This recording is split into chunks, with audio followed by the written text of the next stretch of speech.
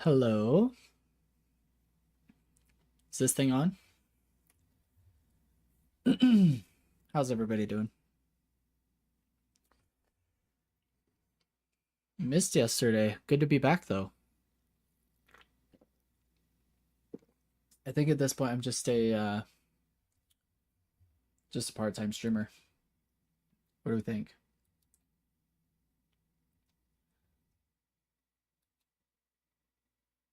How have the games been going for you all?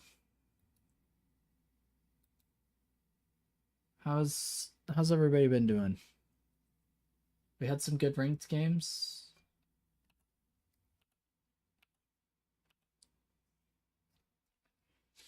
I'm trying to find I wanted to do pro VOD reviews today, but I am struggling to find the video or the VOD of Ido just absolutely dumpstering on Mina.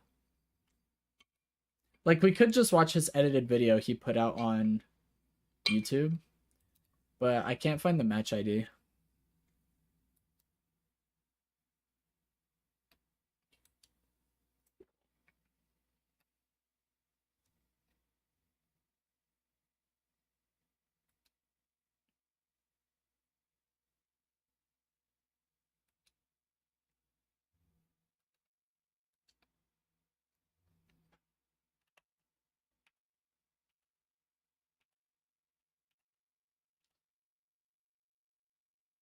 I don't think it was this game.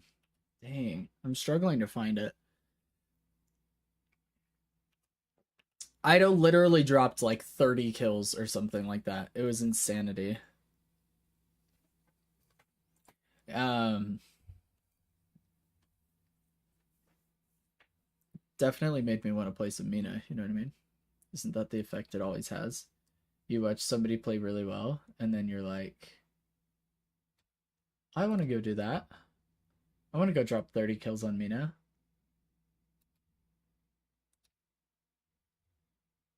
Okay.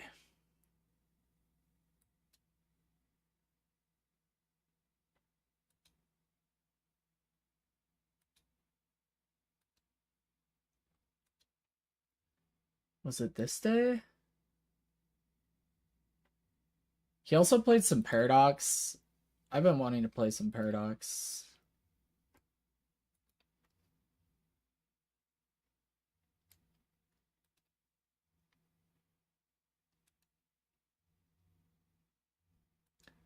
What is this? I feel like...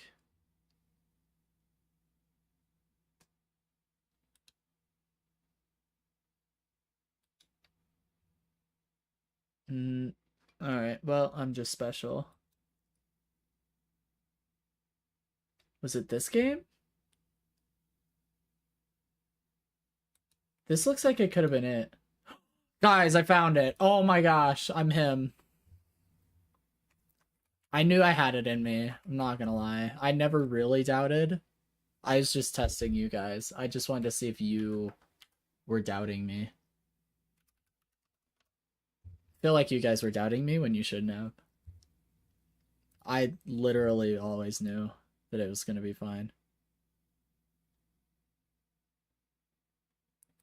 Yoshi's strongest soldier. Wasn't that the Eternus Gatekeeper before?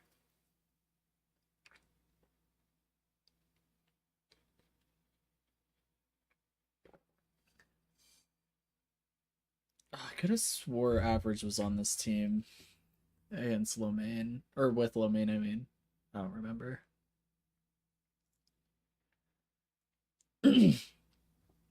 Okay, we found it. That's all that really matters, you know what I mean? Okay, and then...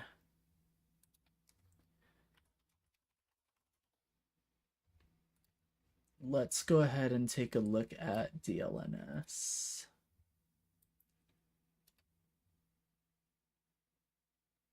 Two days ago. Here we go.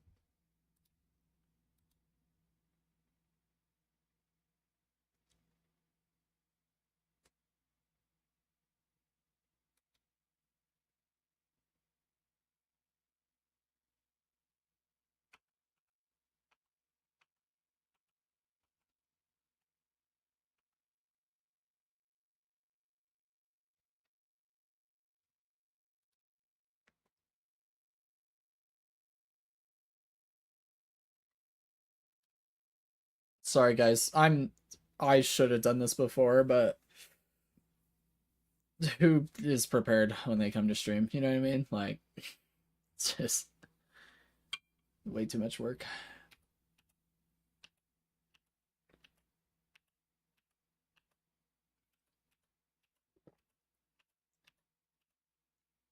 Okay.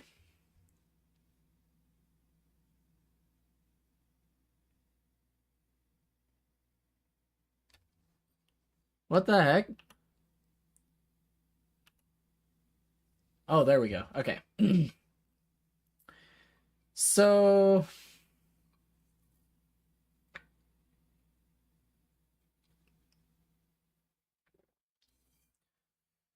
I guess we have a few options. Because Leviathan had an insane Warden game.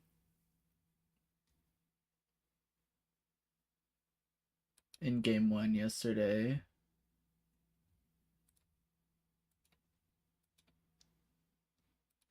And then Buff Enjoyers had a great Warden game too.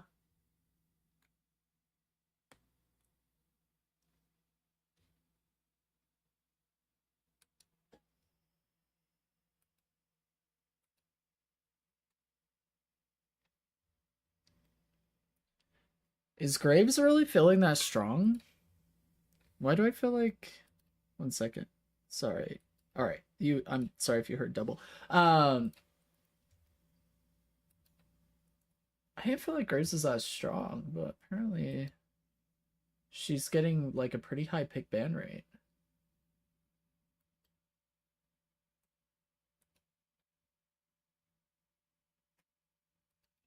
Okay, Empty Dreams had a great pocket game.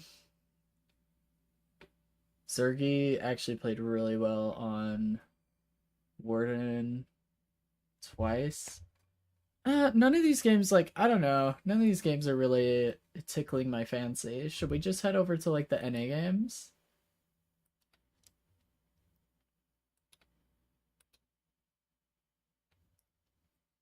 So, Popper's Pupils. Oh, you know what might be good? Is if we watch Lomain play Billy.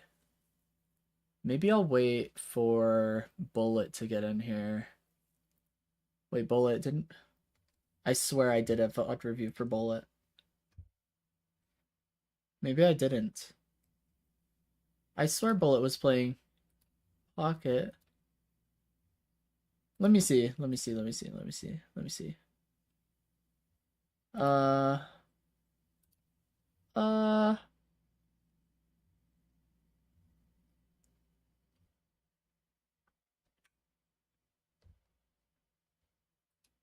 Okay. Uh. Hmm. I okay. I think we do this one anyway.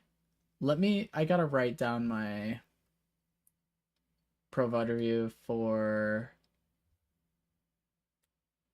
Minaha.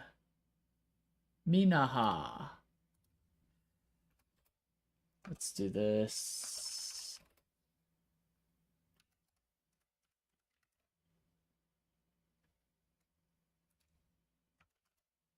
What is happening? There we go. Okay, sorry. I promise I'm here today. I'm just a little bit off my rocker to start. Let's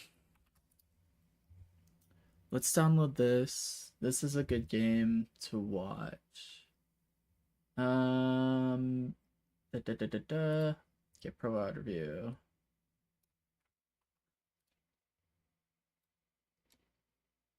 Where's Billy? Here we go.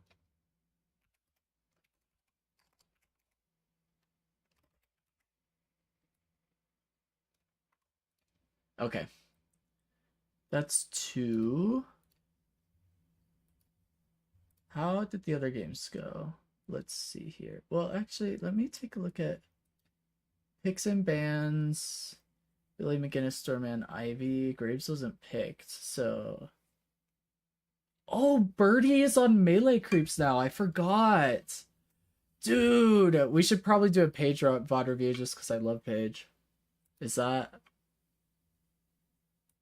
my bias allowed to totally creep in and take over the stream? I feel like that's okay. Oh dang, Birdie had a pretty bad game. What a Chad going gun spike though on Paige. Express shot kinetic dash. Actually, hold up. Is Birdie a genius?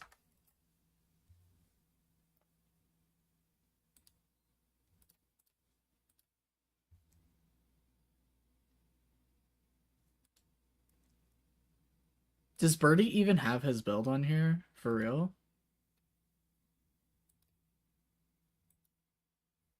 Dude, Birdie's build is similar to mine. Except he gets kinetic dash because Paige has no stamina for the 4.8k spike. Helps with ammo and fire rate. I've thought about this before, but now that somebody else is doing it, I feel like it might be a good idea.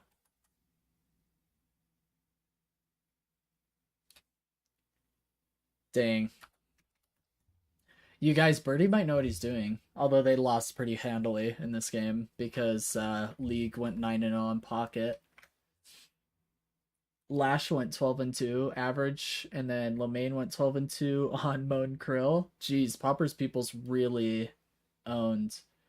Okay, and then in the next game, Lash was banned, Moan Krill's banned, Dorman banned, Ivy banned. No Page.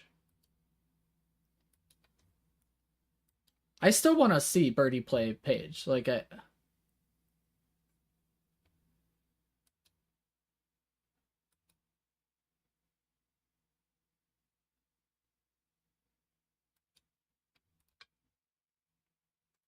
hold up. Okay, last game.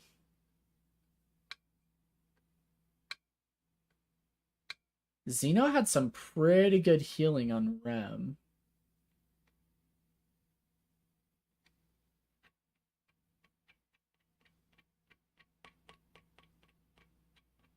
Let's do Rem. Let me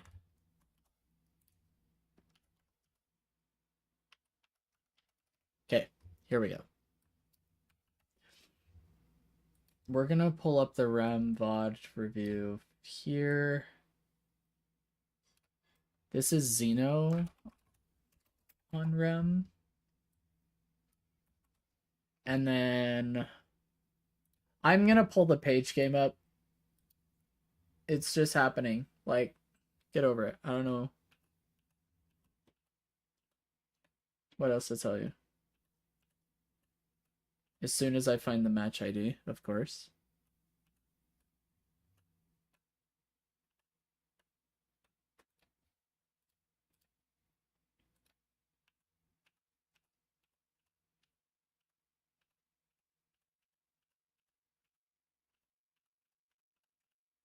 Dang, like what?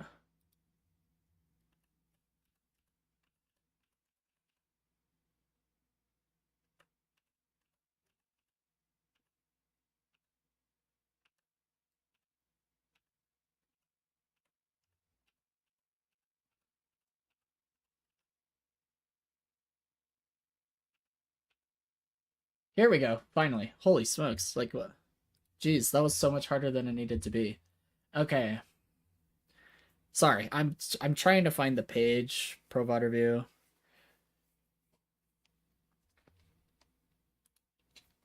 And I found it. We'll start with Minaha.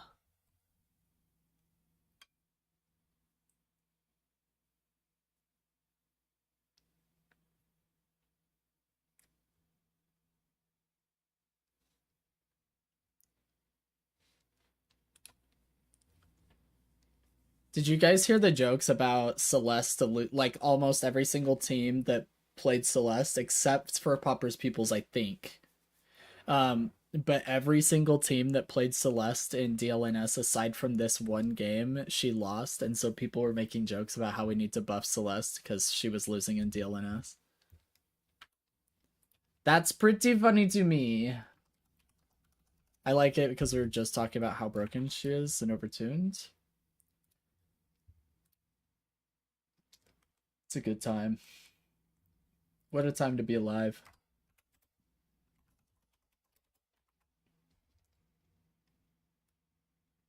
Okay. Once this is done downloading, we'll start with the Mina Pro VOD review. Because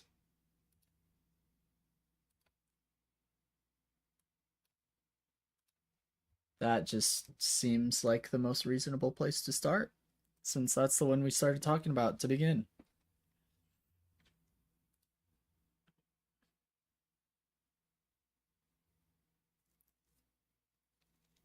Dang, I mean, like, what an absolute beatdown, though. 60k down.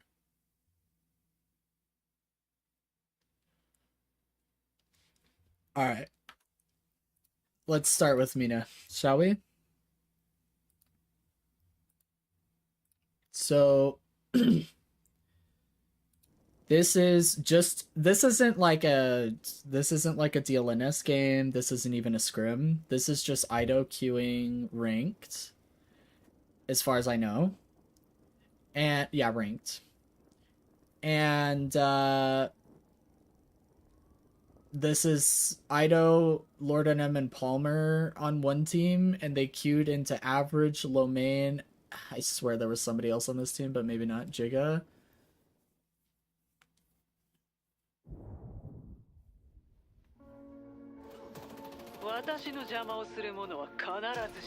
So we're gonna do a Pro VOD review of Ido on Mina.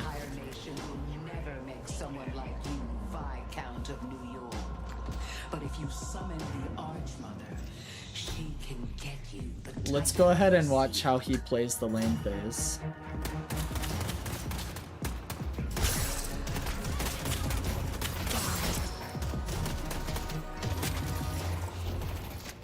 Great use of infinite ammo, especially on heroes like Mina, where your clip size is so small.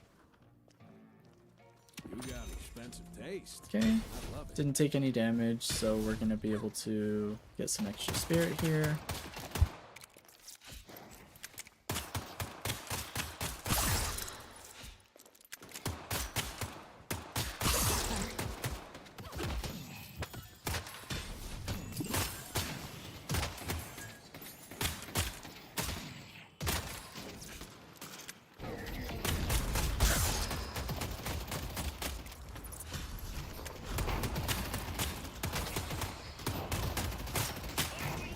So I like the amount of pressure they're applying here. Ivy gets a little too aggressive and they're able to punish. Like, stays too aggressive, I should say. I think I remember Ido saying in his video, he was like, what was that? Like, I don't know who this Ivy thinks he is, like, being able to push up on, what, Lord NM and Ido, but here we are. He is trying to proc love bites as much as possible, so you'll see him get that poke. And, oh, the rake timing is so sad. But he'll try and be really deliberate about his shots, very, very intentional with his ammo usage, because he's trying to make sure he hits enough shots to proc love bites. He wants to maintain that pressure. Oops. Awkward. Looks like we did start with tier 1 in rake so that he can kill the tier 1 camp insta one shot.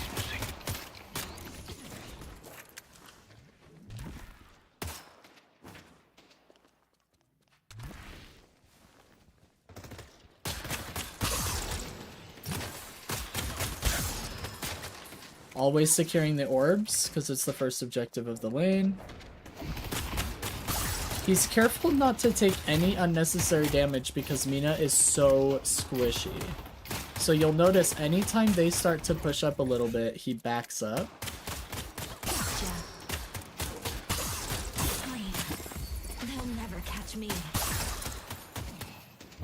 Really nice positioning here. He's also got Mystic Burst, so we've got a good amount of spirit damage if we can proc these Love Bites. They'll take pretty big burst damage there.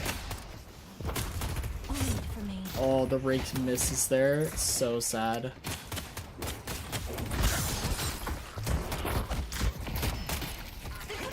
Oh yeah, Lord gets parried there. Really tragic. Let's take out the drifter. He's pinging for the Moen Crow, by the way. So he moved up just to ping drifters, so his Moen Crow would know where he was for the game. So good map awareness to know that his Moen Crow is coming over and then ping for his teammate. I like that he's checking the minimap and clock. Very important. They'll die, I'll live. It'll be fine.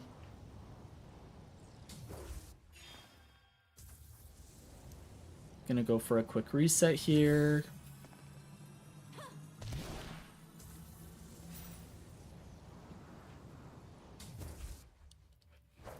Gonna take the shortcut to blue lane. Saves you about 2 seconds. We heard Calico probably calm that to our team that we just heard him go into Ava around blue.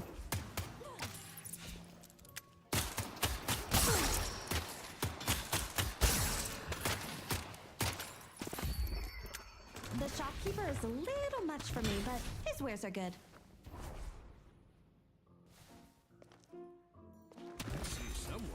QSR and bridge buffs. I see Ivy. Ivy's missing. Great timing to be on bridge buffs.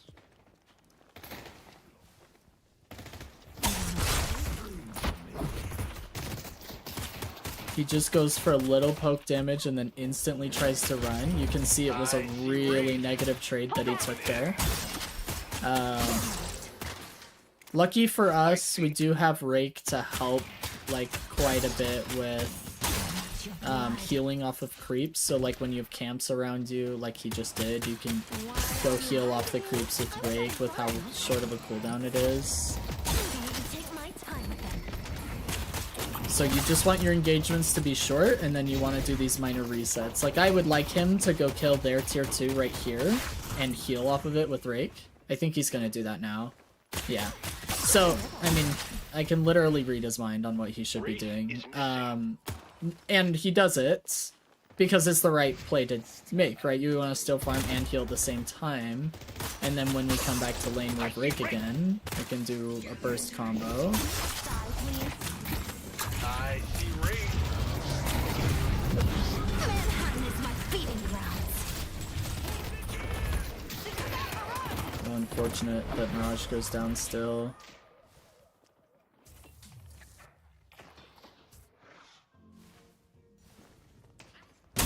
Heal off our camp. Calm that we heard Calico on the right. Who's ready to see me be amazing? I'm going in.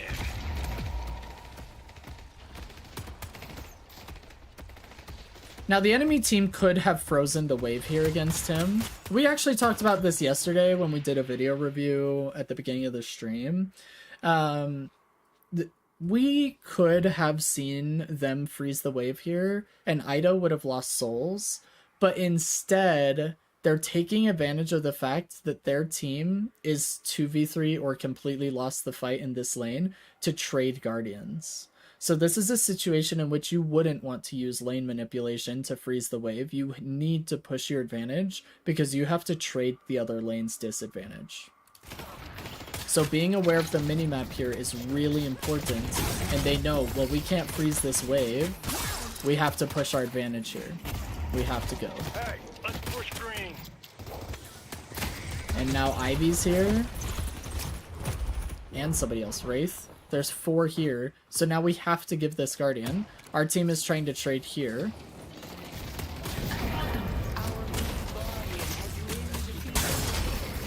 Great kill. Moen Crow ult. We got the rotation in from Mirage as well. So we're now pushing hard. They got our Guardian, but we've gotten 1 kill, maybe 2 here. Maybe 3.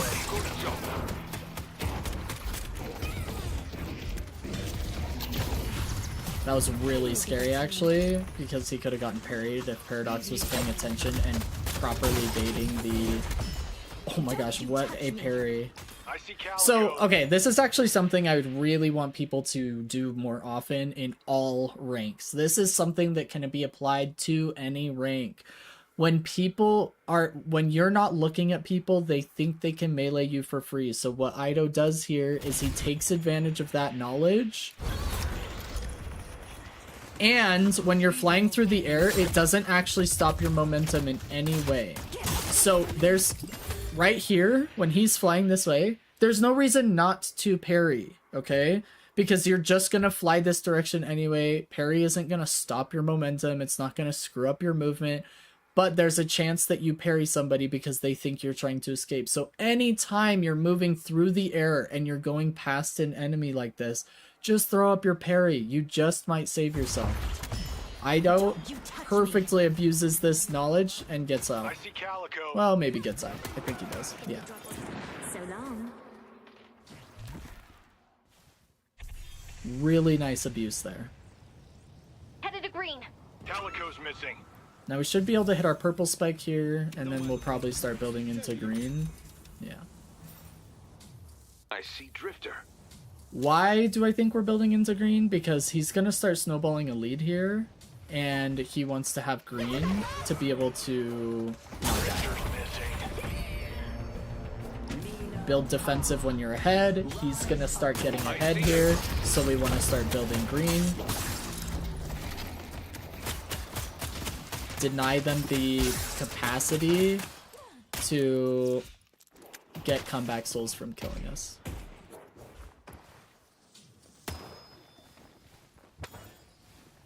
Disgust me.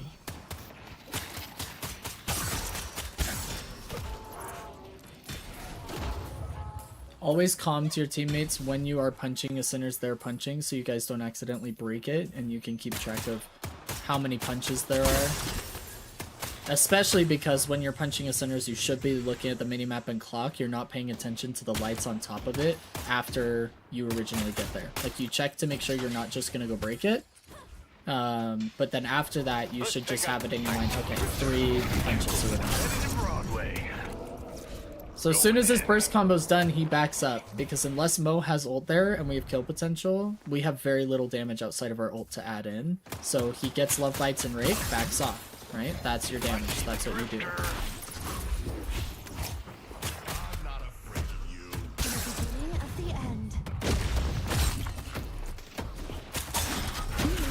We use our ult to maintain verticality here, so this is actually accomplishing 2 things. Not only is it silencing the Abrams, but it is maintaining higher elevation so the Abrams can't hit us with melees or get as much damage with his gun because we're at range. Unfortunately, Drifter does TP and kill us, but that's the reason why we popped ult there. Well, it accomplishes multiple things. It also zones off anybody else that may be coming, but unfortunately, Drifter ult or Drifter TP can't miss that. Hey Shelly, welcome in. Good to see you. Hope your day's been going smoothly, your Friday. I tried Holiday today, how'd that go? I really like that Ido is taking advantage of Box Room here. Box Room just spawned, so him getting it is really good to put that on cooldown, and then stealing enemy farm. Fantastic. Feels like a worse Lash. Yeah, kinda. She's just better at solo kills. She's better in the short engagements than Lash is. But in team fights, much less impactful. Die, please. So Ido's just, I mean, really taking advantage of the enemy jungle because the rift is spawning over here. So he has teammates nearby, and he's really taking advantage of it. Ivy getting stuck there is so unfortunate. And then he misses a rake, which is so sad. I remember this. There's Bluey. He does end up getting the kill on average here. And on Abrams. His team is going to be able to get rift here theoretically because we have numbers advantage here and we're losing the fight in this lane. But it depends on how much contest they have. So he's waiting. McGinnis is taking it, but he's waiting for his team because he's super squishy, right? Like he can't be up there without a front line. Yeah, I've never been one for 1v1s. Like, yeah, I have the aim to just nuke someone with crack shot and barrels, but meh. Yeah, I like the 1v1 playstyle, so I actually really enjoy Holiday for that reason, but... Yeah, Holiday's a very, very specific playstyle. We're just denying orbs wherever we can, but we don't want to play aggressive enough to get, you know, picked off. We do rotate over to our team's fight to try and help.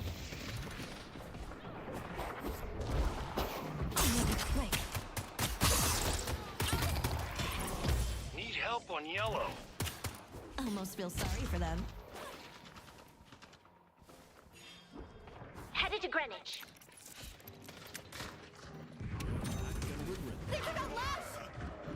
He was gonna TP, but his team comms for him to stay. They felt like they had kill potential or could fight that. They were wrong. I remember that.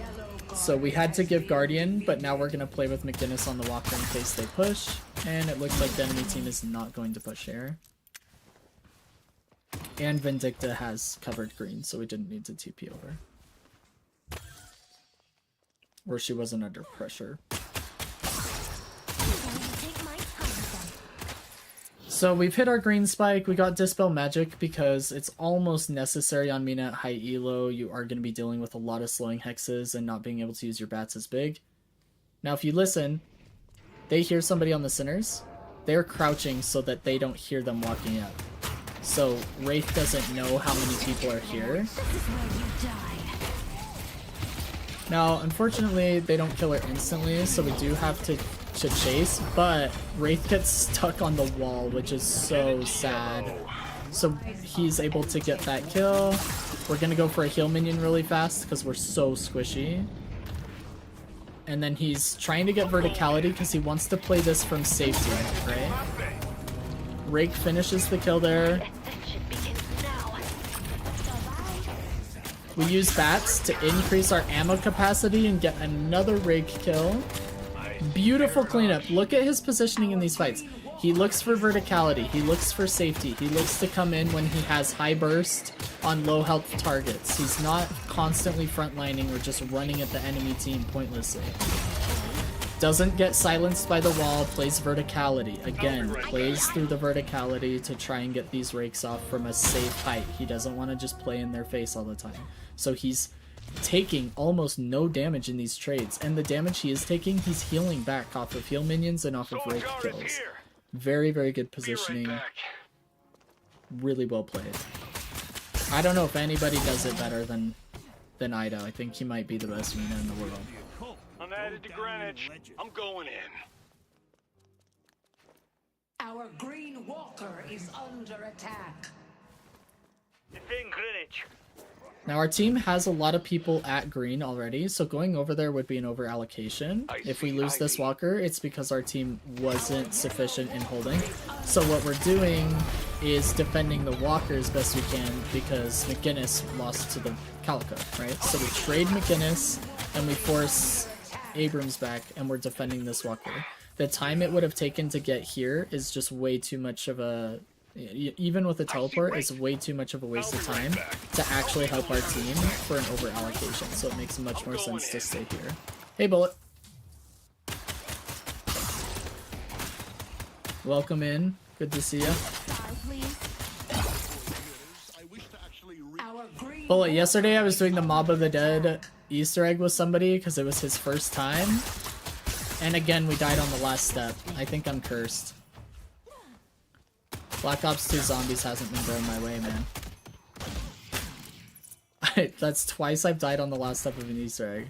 I see paradox. I won't lie. I don't know what that does, but my kid says all the To be fair, we weren't doing it very quickly. It was like round 29, and then we both went down, and when we lost Jug, we got back up and just died. Let's take 'em. I see race. That's New York. Going in.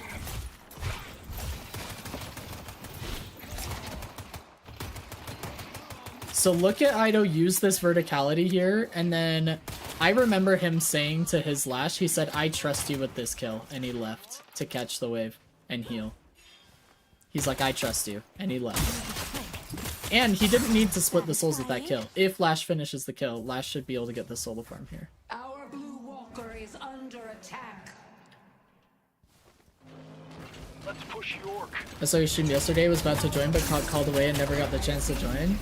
It's probably a good thing, otherwise you would have seen us. Well, actually, was I streaming yesterday?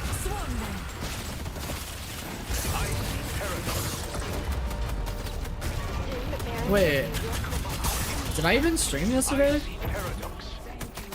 I know I didn't stream Deadlock, but did I do like a silent stream yesterday? Maybe I did. I don't remember actually. It was a silent stream? Dang, I actually don't remember that. Anyway, it probably was me dying on Mob of the Dead on the last step of the Easter egg. So I'm glad you didn't see that. Headed to Broadway. Anyway, I really like Ido's positioning in these fights. You'll notice when he's fighting that Ivy with Flash, he's using verticality, he's playing safe, he's waiting for his abilities. Look at him, constantly playing from up above the enemy players, so he's safe, has an easy escape. Mina's so squishy, you cannot play in their face. I mean, if you do, it's just like Mega Troll. And look at all this damage he does. This high burst damage.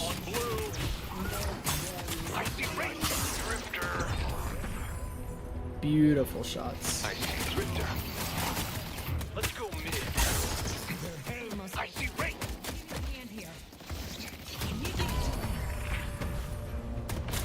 Now, I will say... Oh, it was Wednesday, my bad. That sounds about right. I didn't think I streamed yesterday. I don't even think I did a silent stream yesterday, because I was like... Yesterday I felt like crap.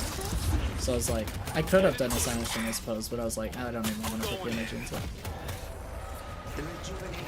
I've seen enough Nerf Bebop. Have you seen all the jokes about, in DLNS, almost every single game that they had a Celeste, that team lost, so everybody was saying we need to buff Celeste? That was 2 days ago. I don't know if I said yesterday, but I meant to Need say help on yellow. 2 days ago, DLNS. Press the advantage. I think there was only one game where the team with Celeste won, so people were joking that we need to buff Celeste. Clearly she needs a buff, because we're not getting wins. You wanna buy a mug to go with your gun? Now, we are going to ignore the bridge buff because the rift fight is more important, right? So looking at the minimap and the clock, it's more important for us to get here and help our team than it is to get a bridge buff.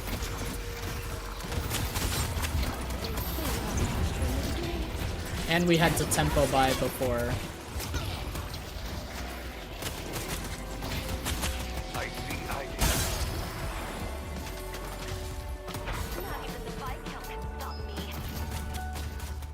Now I remember they called that Paradox was in this veil, so the team comes over, but look at him disengage from the fight because he's low. He does not want to give Paradox the chance to trade, because if so this is a soul allocation thing. Because there were 4 of us killing Paradox, we're going to split that kill 4 ways. But if Paradox can trade herself, if Paradox can get 1 kill, it's worth it for Paradox because she's getting a 1-for-1, we're getting a 4-for-1 split. So Ido, being the only chance for Paradox to get a kill, extricates himself from the chance for Paradox to make this worth it by getting the trade, and he's super squishy, so he knows that he could die. So this is a perfect example of not getting greedy for kills and understanding soul allocation. So really well played from Ido here.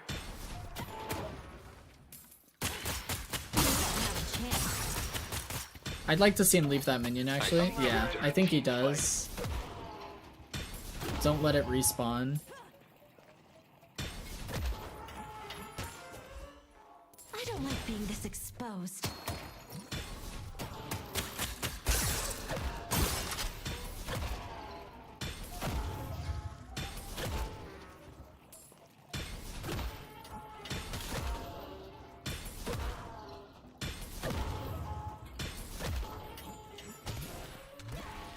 Now, Ido has a massive bag, so I'd like to see him leave.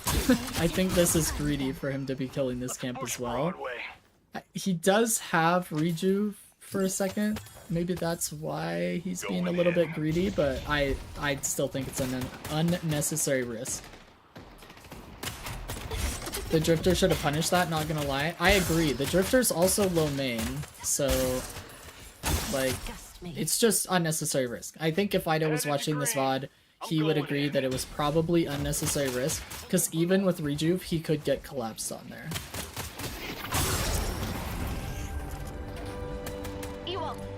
He could die twice and drop a 1k bag. You have no idea what I'm capable of. I'm going in.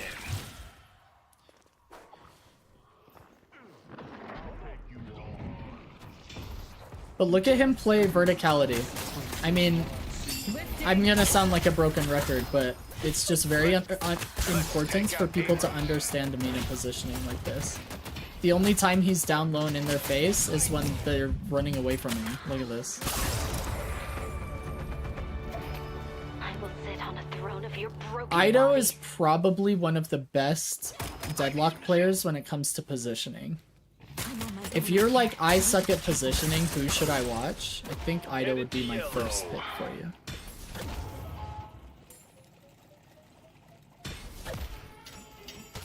He also has really, really good movement in general. I like Ido's movement a lot. So E-Shift is a great buy here because it's mostly a defensive buy. It's going to make it hard for them to get the shutdown bonus on him. And it also is offensive after the fact with the Spirit Power and move speed, etc. So really good hybrid item, but mostly defensive. You see, he's trying to proc Love Bites because he just wants to get the burst damage off. And then he'll disengage. I think he dies here, though. Yeah, he just bought E-Shift.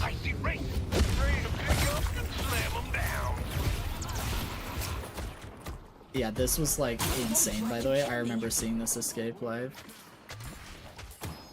The Bats recasts were so fast, and then the rake on the minions... It was insane escape. The Jinn take me where I am needed. Now, normally, I would say you should get your gun 4.8k spike, but he had enough for E-Shift, and E-Shift is such a massive way to avoid death like that, and not give him a shutdown bonus, and give you Spirit Power after, if you have to get aggressive after using it, that, it's insane. So, not getting the 4.8k gun spike is worth it, in my opinion. Especially because Mina gun spike isn't really fantastic anyway. Like, her gun is pretty garbage. It's mostly spirit damage. Even after Love Bites, like, the damage you get from Love Bites after it procs, spirit damage per bullet, is, like, all of your gun damage. So, getting E-Shift is, like, way better than a gun spike. Plus, the reason he got Spirit Rend is to reduce their Spirit Resist and give him Spirit Life still, right? Like, it's... Have you seen Dortman doing kidnaps and enemy spawn? I have. Have you seen Hazes doing it? Like, you're talking about the spot from... Like, where you sit in enemy spawn and the turrets can't hit you? Yeah, they use something to cloak themselves and hide behind boxes to avoid damage. Yeah. So, like, Dortmans will get Shadow Weave, and then Hazes just have Smoke Bomb. But I've seen Hazes doing it where they use their ults on somebody that just spawned and curse them. And they kill them in the spawn using that spot. Yeah, I'm sure they'll fix that if they haven't already. I don't think they have. But yeah, I've seen it. Yeah, don't tell Heather. Yeah, for sure. Hold back. Ready to death slam. Going in.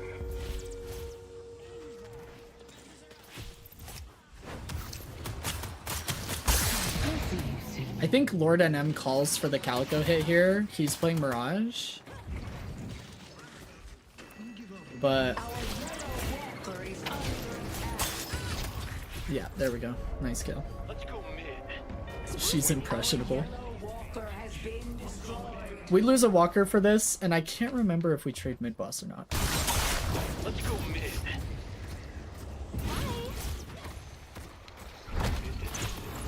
Looks like we do.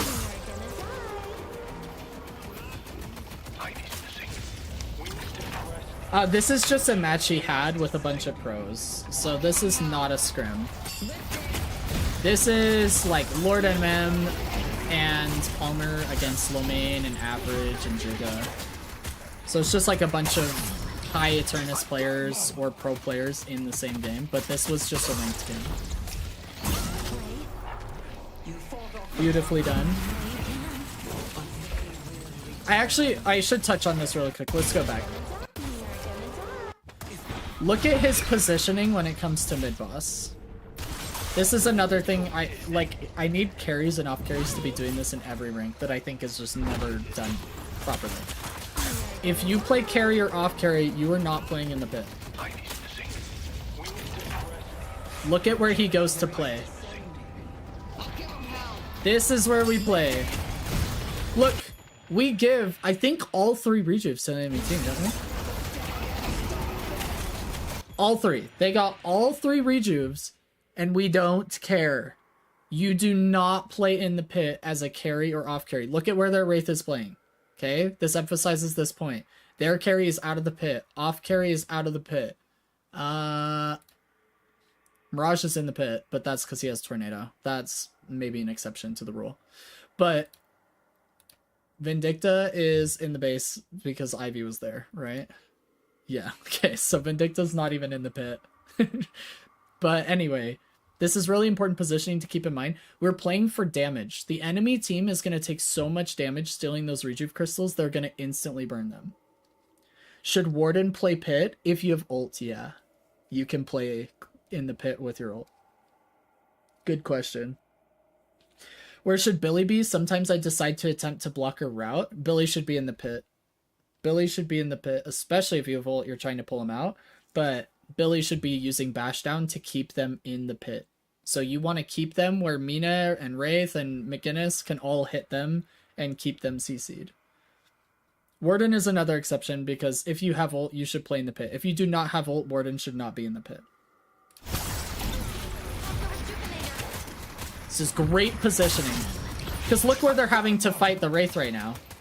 Not the pit, right? Like, and they instantly get all 3 rejuves. That's the 3rd rejuve use. They burned all 3 of them.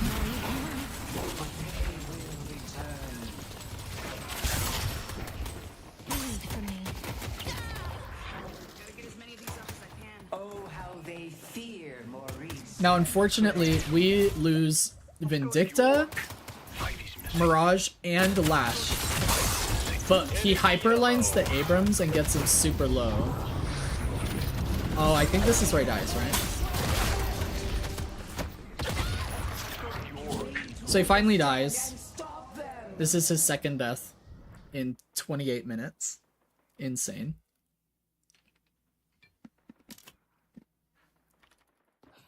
Let's go ahead and fast forward through this. We defend the Walker. We start to push our side lanes. We're really close to Spirit Burn, so we're trying to farm so that we can go buy that.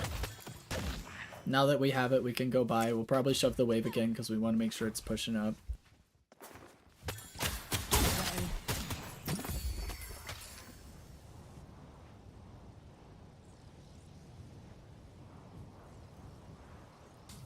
As long as you're paying me, you can be as rude as you want, Mina. Headed to Broadway. What time is it? Lash time.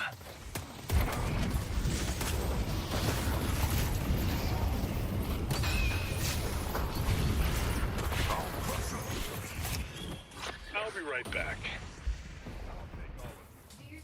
Alright, sorry, I'm gonna go back because Mrs. Coach Blayton got Raising Canes and I was mega distracted. So let's check this out. So uses E-Shift because he's silenced from airdrop. And then he uses bats to get out. You see him constantly right-click. Mina's alt fire is, when you're in the air is... It's alt fire, right? I'm like 90% sure. But look at him constant playing verticality, uses his ult for more verticality. Here's the grand finale. Instantly goes up. As soon as he's in there, he instantly goes up with bats. He uses rake, gets out. Uses rake, gets out. Uses rake, gets out. Nice job. I see paradox. Let's take out Paradox. Beautifully played.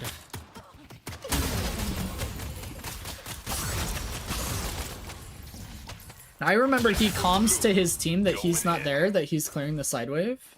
This is good communication, but this movement is fantastic. Now, why do I have 2 stamina bars? Deadlock. Come on. Get it together.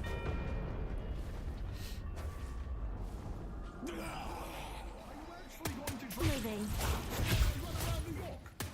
He uses slowing hex on Ivy to reduce his movement speed and dash distance so he can chase him. And then Mirage TP's over.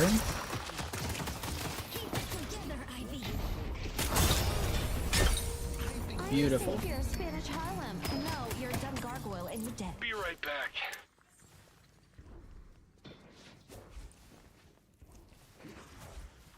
The enemy could be anywhere.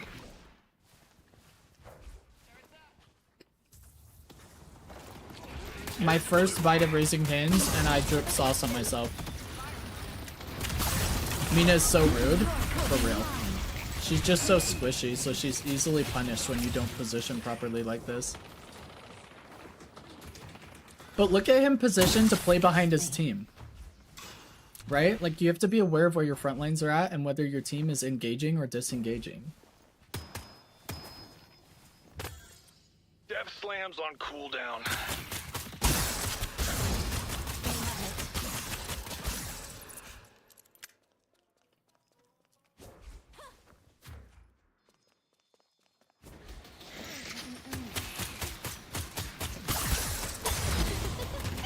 Need help on blue. Oh, death slams almost ready.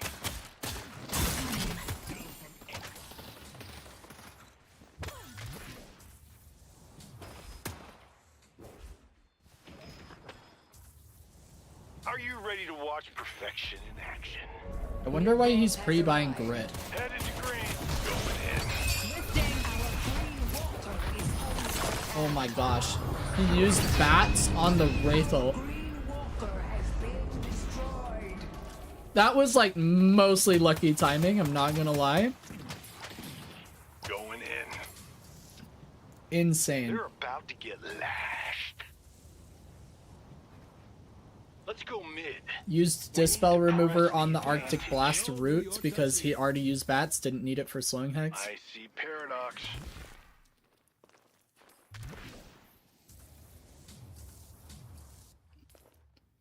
I'll make it quick. Afraid I summon paradox. There's the 4.8k gun spike. It's also spirit based. Let's go. And we see him grab counter spell. Play. I'm going in. Headed to green.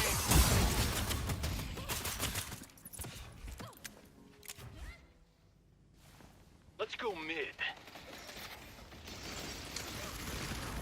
What hit him?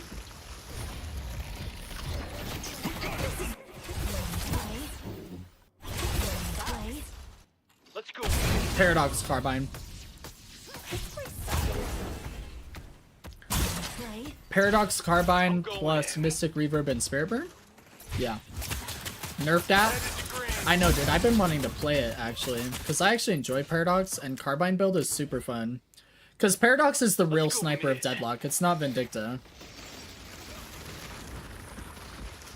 Look at the positioning, you guys, with my boss. I'm not making it up. I don't just say it for fun. I see Wraith is missing. Comes for you today. Look at him escape with no health. Rakes minions, kills the heal minion, gets another heal minion. He's waiting for Rake. Die, please. Calico's Now he's like almost full health, by the way. It's bugged, but yeah. Together. You need to make a stand. Now he can get back in there and try and help his team. The freaking fire rate reduction is insane.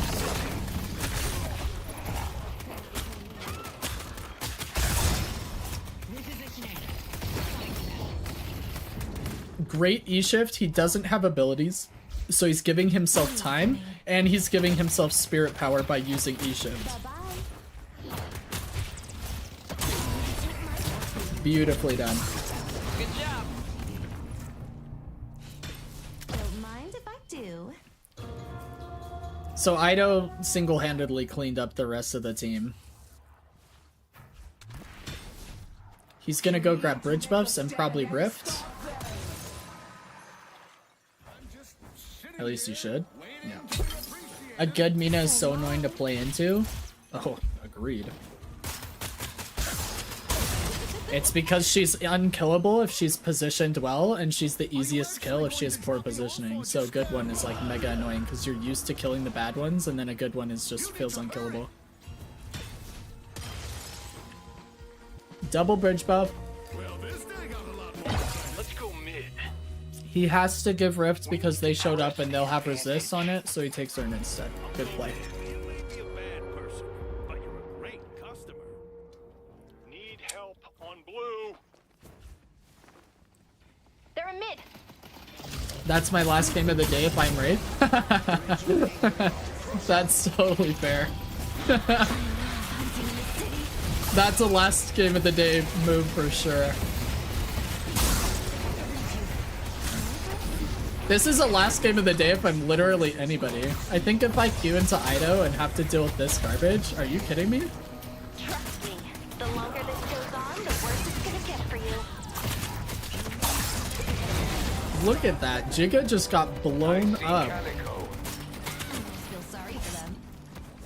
Like, can you really queue more after this? Look at that. And we're full health, by the way, because we've been healing off everybody with Rake, and we got what's this? The bridge buff. What's this one called? Vitality, I think? Push blue. Jeez, my brain. I'm only Eternus. Give me a break.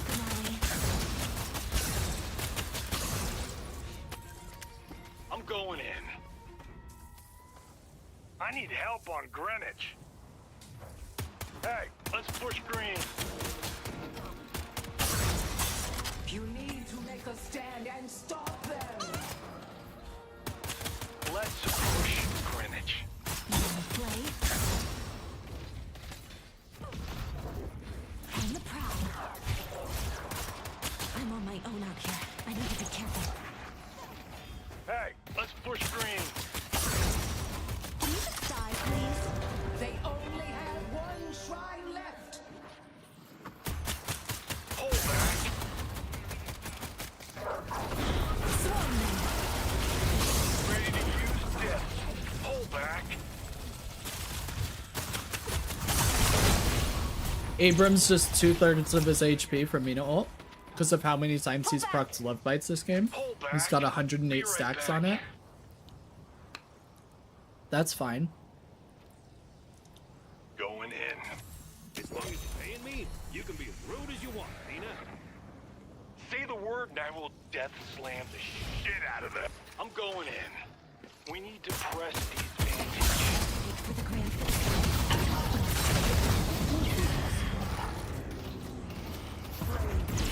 Surprisingly competent.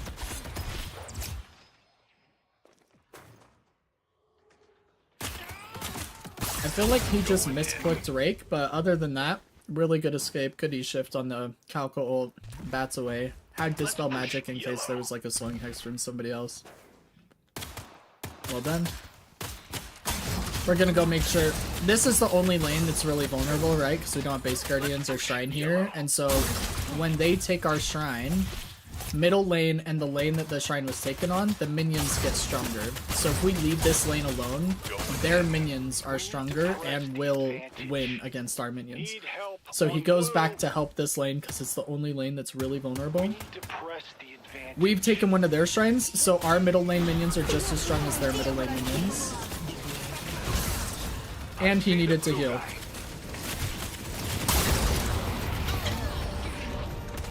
Think the Vampire Nation will take you for a walk? Press the advantage.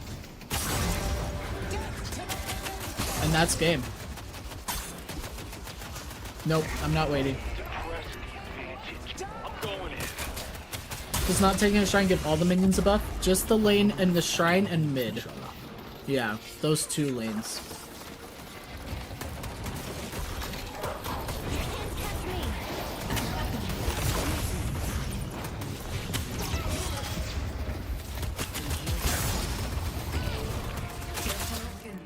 Good times. Well played. That was fun. I didn't know that. I knew the buff, but I assumed it was all minions. Nope, just the 2 lanes. So the shrines lane and mid lane. And then it makes those minions not only stronger, but worth 15% less souls. So the enemy team has to clear them, otherwise you will have infinite lane pressure there. And when they do clear them, they're not getting as many souls as they would have normally, which is why shrines are so much more important than any other objective, like blocker. Yeah. Insane game. Ido did this to pro players, by the way. 30-2. This was ranked. It was insane. Yeah, I saw this game and I was like, I want to review this on stream. This was a really cool game to look at how... This is like how to play Mina pretty much to perfection. There were even a few things... Oh my gosh, I'm sorry, you guys. I'm pressing things on my keyboard here. There were things he could have improved on, though, which is interesting, right? Even somebody playing this well at this high of a level, he was still overly aggressive and greedy in their jungle, stealing farm at one point. His second death, he was also overextended. Did not even notice he was 30-2. Yeah. Insane. Build order is really important to take a look at here. He rushes the 4.8k Spirit Spike in lane. He's looking to do as much damage as possible early game because his burst is his main kill secure throughout the early and mid game. He doesn't have like any sustained damage whatsoever. But then right after Spirit Spike, we see him going into green. He wants survivability, he wants mobility, and he doesn't want to give them the shutdown bonus on souls. Continues building into purple, so we see him get Boundless, but we see him get Spirit Rend as the beginning of his 4.8k gun spike, just to give him a little bit of oomph to this damage, right? And start to reduce their Spirit Resist, but then he keeps building defensive, right? We see E-Shift, we see Counterspell, we see things that are going to keep him alive, that are going to allow him to maintain pressure, or to do soft resets, which is the most important part of Mina, right? So Mina... arguably is one of the best heroes in the game, if not the best, at soft resetting, meaning you don't have to go back to base. You can just go kill like a camp or like 2 waves of heal minions, because your rake and the heal minions just heal you up so much, and your base health pool is so small that you can get full healed by those really easily. So these things allow him to stay alive for a soft reset so he can come back into the fight. Anyway, you see him constantly using verticality. Anytime he uses rake, you see him instantly disengage. So he only comes in for rake damage, and then he instantly leaves, usually using bats to do so. Really, really great game from Ido altogether. And then if you want to look at damage dealt from by type, most of it is rake and love bites, over half, and then it goes into ult and extra love bites damage. So that's the on hit after you've already procced it. And then it's gun and abilities, or items, I mean. Other thing, souls by source, troopers and enemy kills. Mina is a jungler. He's obviously getting a lot of kills here, so it is going to be a little bit skewed. Normally it's going to be like a little bit less than neutral enemies or thereabouts, because you kill a lot of jungle camps during your soft resets or stealing farm. Mina's really good at stealing farm. You see him do that throughout the early and mid game, even in the late game, just because it heals you and you're really, really fast at it, especially tier 1s and tier 2s. You notice he doesn't waste almost any time on tier 3s. I think the only tier 3 camp he killed, somebody else was killing it, and he went and shared. So really stay around the tier 1s and tier 2s, using rake to finish off the kills, use them for soft resets, do it on the enemy side of the map first if you can. Really well played. Anyway, hopefully you guys enjoyed that one. Okay. I'll let you guys decide, but we've got a few to choose from next. We've got... 1 second. Let me cross this one off so I know it's been done. Okay. I've got Paige on Birdie, but that's mostly just because I want to see Birdie play Paige. I haven't had the opportunity to do it. He's one of the best Pages in the world. He actually builds Paige similar to me because I'm a Page main. And so I would be curious to see how he did that. That was in the DLNS games. However, they got railed. So they lost big time. I don't know how much we're actually going to get out of that game, but that is an option. We have Rem game. This was Xeno on Rem, I believe.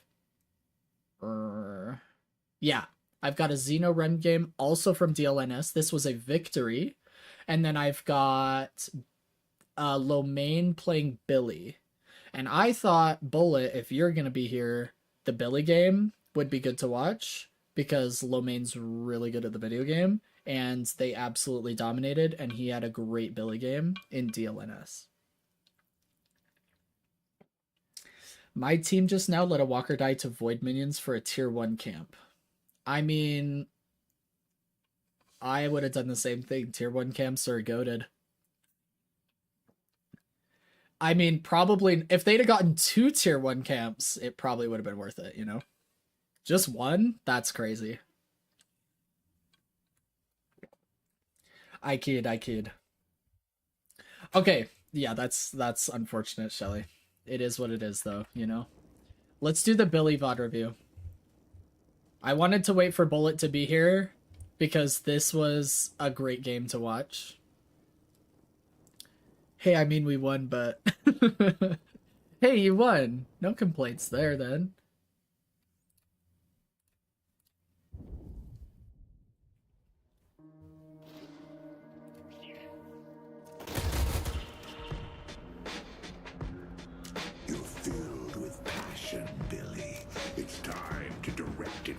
Alright, little lane swappy swap.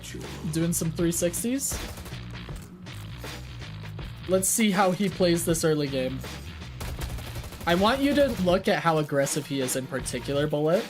Because this is kind of what we talked about during your VOD review, right? It's going to be short engagements. It's going to be like around disengagements.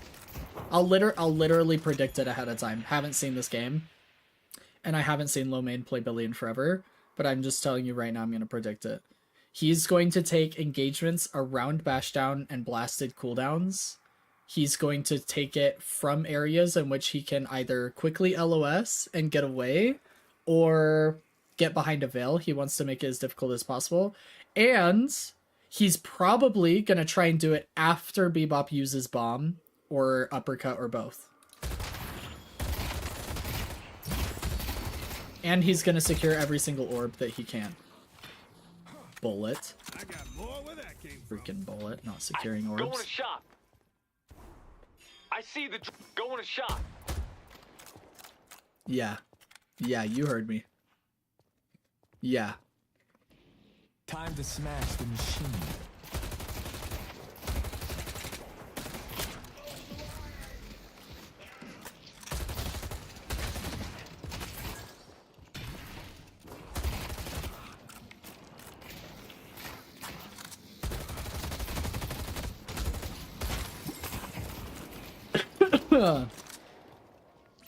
So, see how he's playing so passive when Billy only has one ability? It's because Billy's absolutely garbage when he has one ability.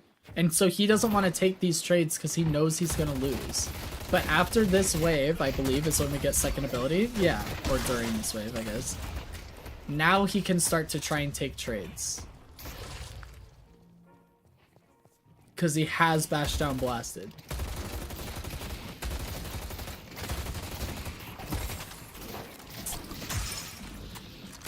Here's blasted. We're gonna look for bashdown.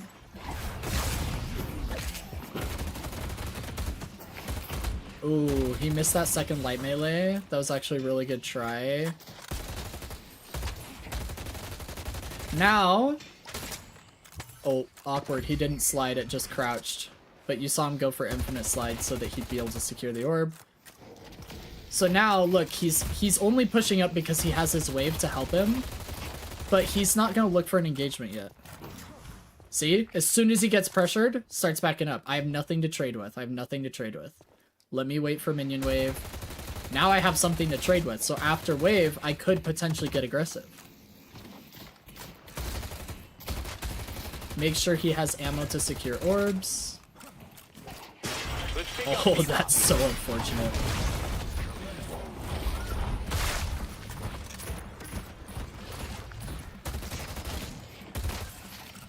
So he uses bash down, uses blasted, right? He's trying to make that trade as good as he possibly can because he got caught in a really terrible situation. What does the blasted ability do? So first off, you should have, I don't know if you're on PC watching, but we should have an overlay. So you should be able to go over here and look at any given hero and all of their abilities for Deadlock. But I don't know if it works on mobile. So just for your benefit, this is what Blasted does. So Blasted increases your health, basically. So it, like when you melee somebody, it increases your max health. So it works as a heal, kind of.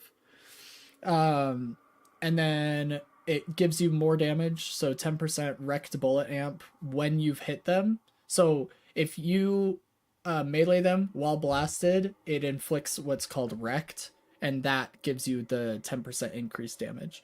And then it goes up if you upgrade it, obviously, so you get plus 7% wreck damage. And it also gives you a refresh on bash down. So if you've upgraded it to tier 2, as you can see. So what you do is if you use bash down and then you press blasted, you'll have another charge of bash down, and you can use that. And then if you've used a melee at any time while you're blasted, then they get wrecked, which means you now do more bullet damage to them. And each melee you hit them with, you get what will be considered as a heal because it increases your max health. So there's a lot going on with this ability, but that's what it does. It's the epitome of Billy's kit. Without blasted, he does much, much, much less damage and much less control, crowd control.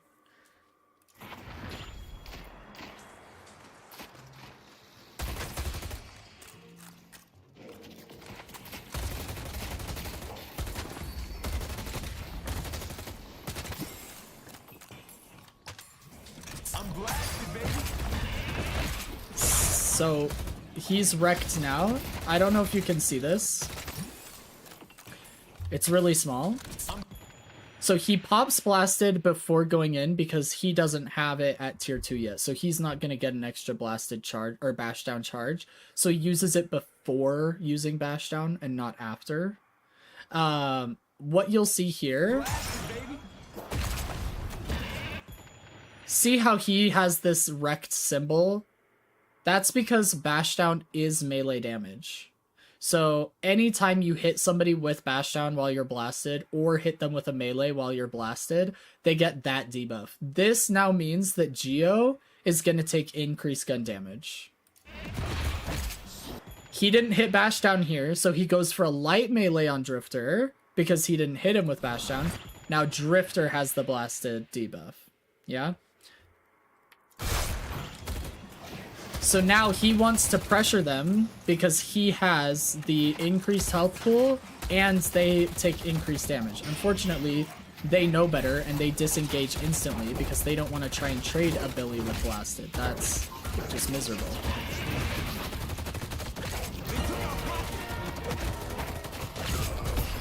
Ooh, the rebuttal. Oh, hold up.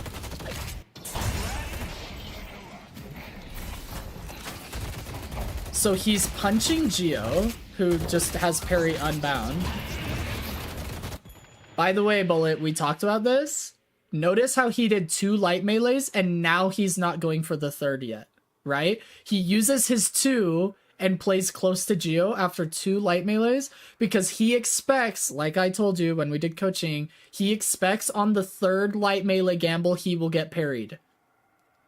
So he's baiting parry right now by playing close to Geo after 2 light melees. Now Geo doesn't parry and starts to back up, so low main gambles the 3rd.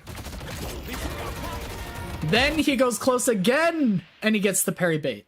Unfortunately, Drifter had just parried And so he has rebuttal, and Lomain wasn't ready for it yet. Yikes. Well, but you see what I mean? You can't gamble the third light melee in a row. It's 2 and then bait. If they don't take the bait and parry nothing, you may be able to gamble a third, but mostly you just want to maintain really close distance so they think the third light melee is coming at any second, like Geo did, and then you get the parry for free, and we get the kill.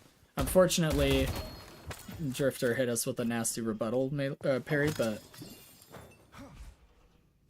you see, when I tell you these things, it's not just me saying words. It's real strategy.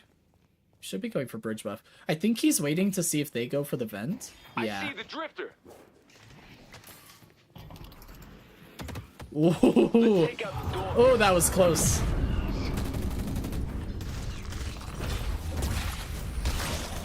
There's a lot of people fighting this buff, so we want to get out. Yeah. I think we were 3v4, maybe it was 3v3, but either way.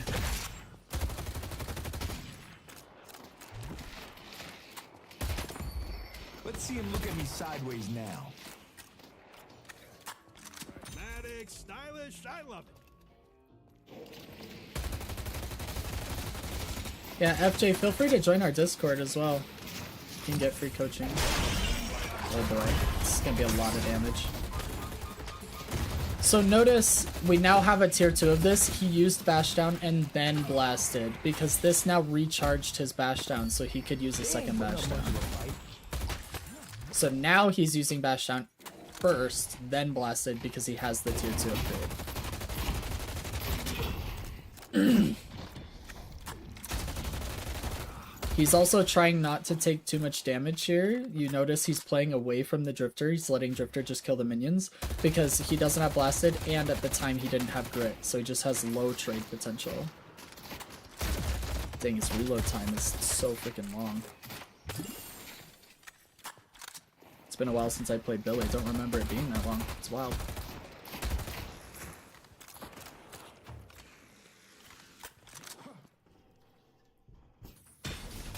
Let's go to Greenwich.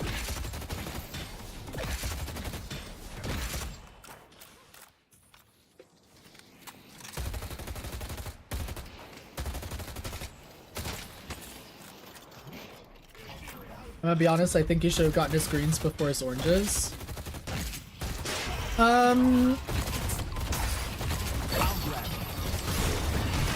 Maybe? The reason why I don't necessarily agree is like, okay, well actually, let me put it this way. It was a really great kill, by the way, but the way I would put it is, it doesn't matter too much since the first item or two, you're not really fighting and taking trades anyway. Because Billy's so bad when you only have one ability, it doesn't actually matter what you buy. So you might as well get like better wave clear, I think is what Lomain is doing here. Is you might as well get better wave clear because you're not actually fighting the enemy until you get blasted. But you could go either way. I think it just depends on how much damage you're taking. But he's playing so passive that you don't really need the greens because he's not taking trades yet. But now he's taking trades, so the greens are helping more. I mean, ultimately, it doesn't matter a whole lot, I'll be honest, but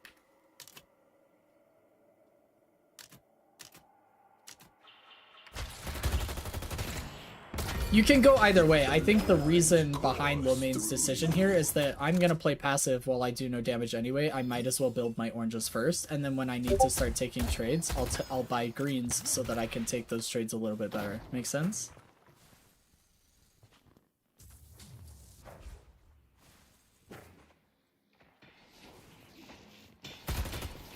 Because the greens are just meant to be your sustain or taking trades positively, but you're not trying to, you don't need sustain if you're playing passive because you're not really taking any trades, right? The oranges are helping him clear the waves so they don't lose wave pressure.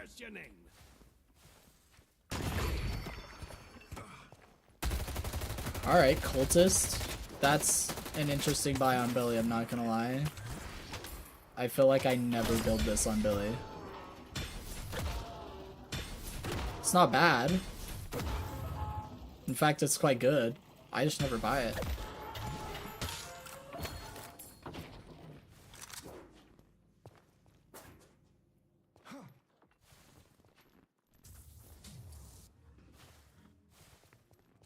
Thank you.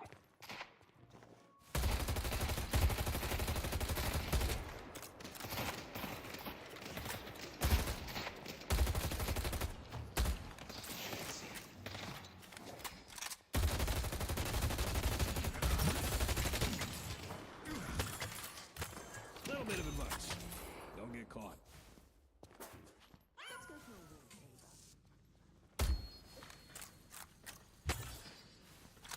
So we heard Calico.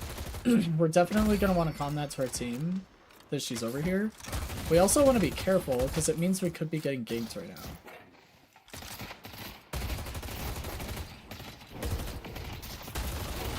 But Paradox is coming over. Mo is hovering. We use Grit to reduce the trade there. Enemy team gives Guardian, so we'll still farm and go for Bridge Buff. Looking at the minimap and the clock, because we're in the jungle, you don't need to stare at the minions as you shoot them, they'll still be there. They destroyed the Enemy team trades Guardian on the other side of the map. I disagree with the call, somebody needs to be on that Bridge Buff. I see Lash. I guess Paradox is going for it, but I still feel like it was risky for somebody not to be on it. I guess I'd have to hear the comms there, but I think he should have been on the Bridge Buff.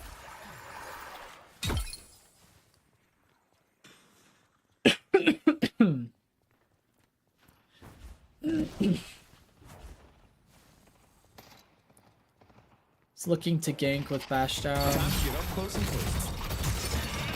So Bash Down blasted Bash Down. He used his ult because his ult makes it so Lash can't use his mobility. Or actually, it stops all movement abilities. Not many problems a bat can't solve. Great gank. I mean, it's a gank on his own lane, but it's a gank, you know what I mean? Now we're grabbing doubles. Headed to Greenwich.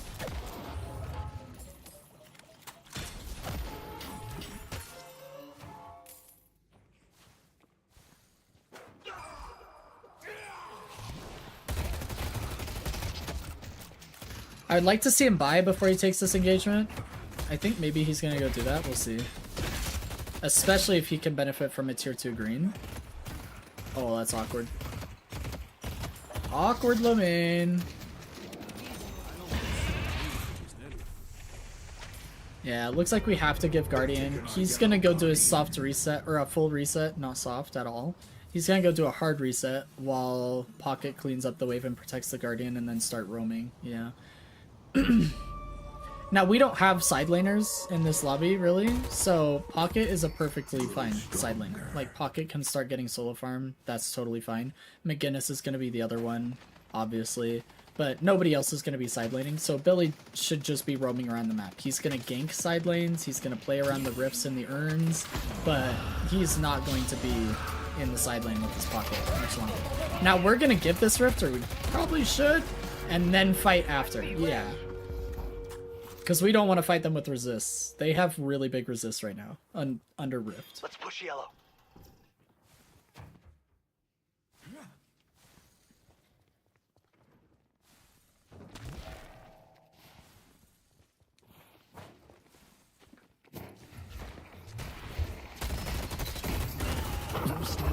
Oh, Division instantly peels with the ult.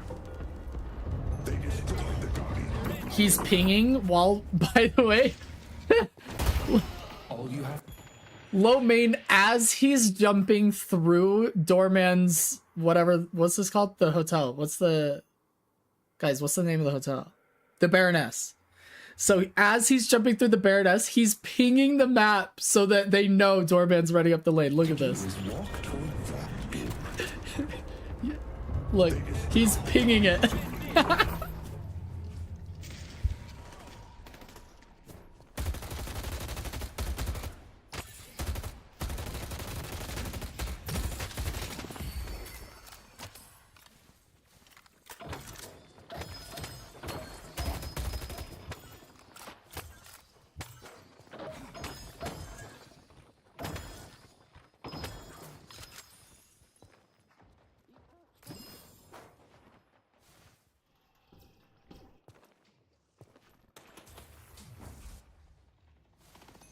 Headed to green. You want to play? Let's go blue.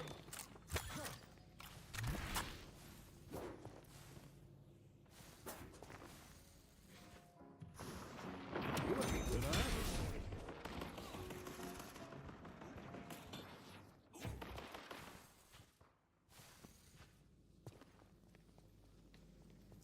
Headed to green. Ready to use item. So it looks like we're trying to set up a Ready to kill with get in the either mix. Billy ult or Mo ult or both. There's a reason we're not showing yet. Except we have to be careful about the lash ult. I got him, Mo.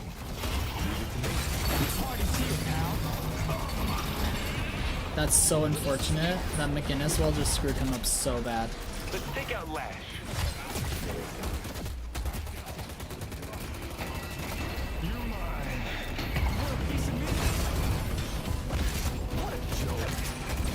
That was a good parry bait, actually. What he did is he charged a heavy melee to try and bait Gio's parry, but then he turned it into the walker, so he still got value out of the heavy melee. That's a good play. I've actually never thought of that. Ooh, very good to not go under a walker with the doorman and doorman ult and cart and all the bad things. Really good awareness to turn that punch and not chase the kill.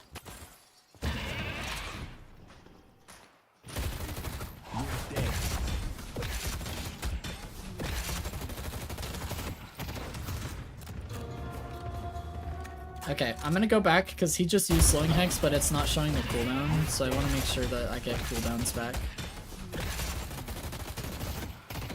Slowing hex. Okay, yeah, it used it now.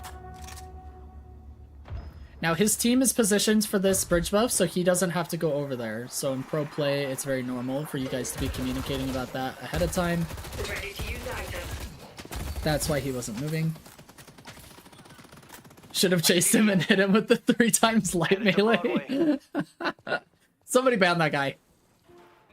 Ban hammer. Survive. Get him out. Getting to the right place. Can't believe you would take Bullet's side. Unbelievable.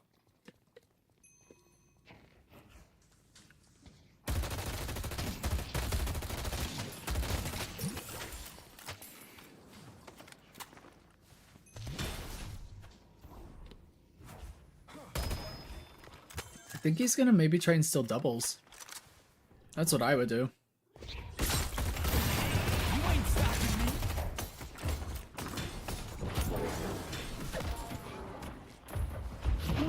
Dang, he took virtually no damage because of spirit shielding.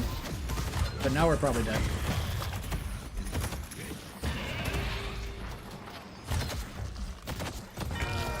Ooh.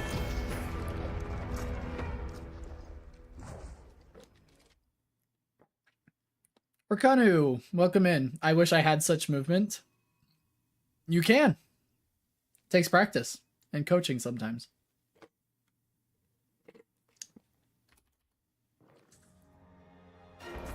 Glad you joined the Discord, FJ. Welcome in. Happy to have you.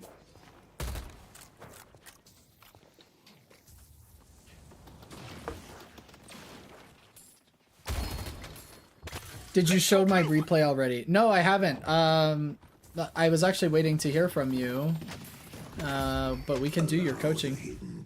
Actually, I think the review that you sent me, we're probably going to need a new one because I think it's old enough now that I wouldn't be able to view it. Let's go to York. Usually after major patches, you can't use the replay system. So with the most recent major patch, most old replays are unusable, and so I'll probably need a new one from you. So what I'd have you do is in the Discord under request a coach, I'd probably just submit a new game, like one that you feel you could benefit from coaching, and then we can do it on stream whenever you want. So anytime I'm streaming, you can come join, and then I'll just put you in the queue, supposedly. Like, after this game or after this review, I'll do yours or whatever, you know? We'll get it done.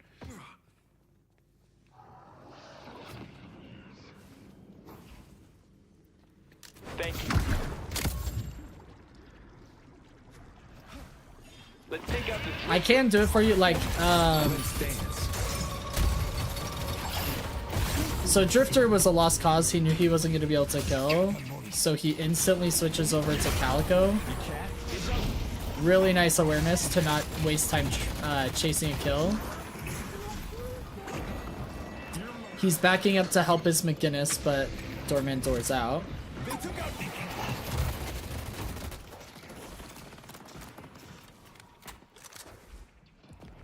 With the enemy team afflicted, they're going to be forced to reset. So what we're doing here, this is actually really, really smart play. So even though we don't have the waves for it, most teams would say, oh, we don't have wave pressure. This is a completely different scenario. Because they're one down and one forced to reset, they are going to be at most in a 4v5, again, with no lash ult, against McGinnis ult and soon to be Paradox ult. So we have like a free mid boss. Can I just submit a game in the Discord for coaching? Yeah, so you can go to, in the Discord, under request a coach, you can, there's like a how to request a coach. You can just fill out the little, it's like a format that I basically use. And you can just kind of fill that out and submit it and request a coach, and then we can do coaching. I can watch the replay. I tested the code that is in Discord. Okay, or kind of we can do your review. I can actually do it after this Pro VOD review. If you'll be here, if you're available. Yep, enemy team just cannot contest between our soul lead and us forcing one to reset. One is dead, and they have no team fight ult in the pit. And now we can fight their rift because we have rejuves. So Mo is trying to delay so that they don't take it until we get here. But because we have rejuves, we can actually fight their rift, even though they have resists. Which is really unfortunate for the enemy team because that allows us to snowball pretty big. This rift is a fairly important one. First rift usually isn't that big of a deal, but starting forward, second rift would be more important. Would be cool, thanks. Yeah, happy to. After this Pro VOD review, I'll do your coaching, and we'll go from there. Now we do have bridge buffs in 10 seconds. Hopefully we're positioning for them. Maybe Lomaine's gonna miss timing? No, he's aware. He's just looking around. Him and McGinnis are on this bridge buff. Now our team just got both bridge buffs. And we have 3 rejuves. We would next probably want to start with Urn and any picks we can get. Because if we can get picks, we can start sieging walkers. That's the pick we're looking for. So now we're probably going to try and push blue because our team is going to get green right now. And we're doing Urn. Guys, it's like I know what I'm talking about. Look at this. Picks and Urn and siege walkers. I see Drifter.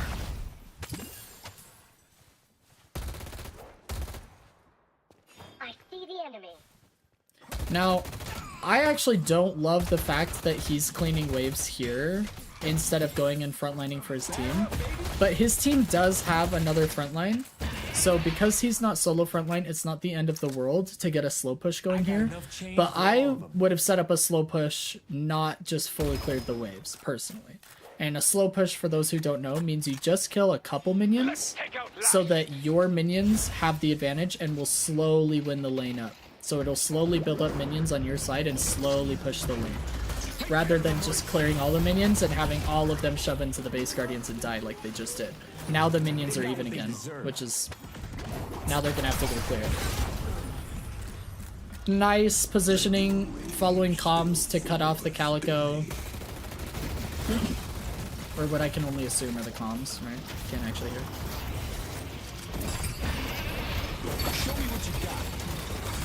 Calling that you have ult.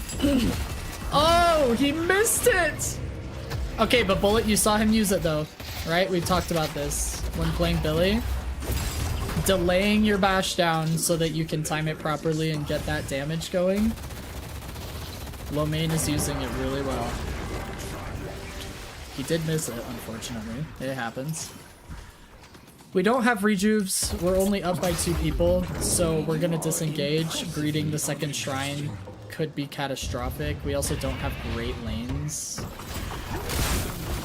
We may die anyways, to be honest. It's funny because I'm basically immortal.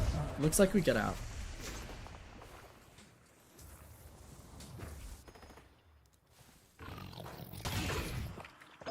Cultist, nice. We're trying to get 6,400 for our next buy, I guarantee. That's why he's doing this little bit of farm instead of just resetting instantly. So paying attention to your soul count and what your next buy will be. Exactly. 6,400 souls worth of items.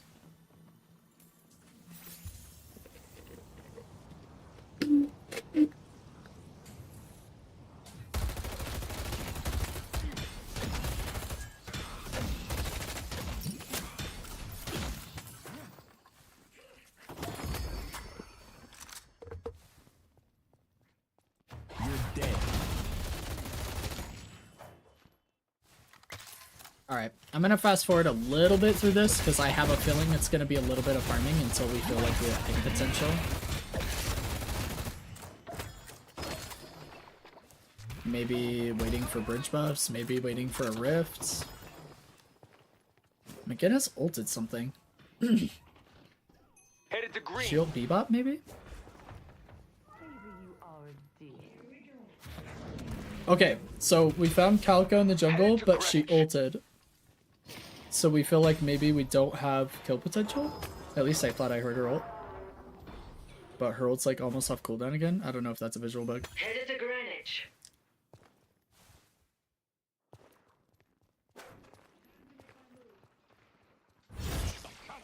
Lash is pushed way too far up.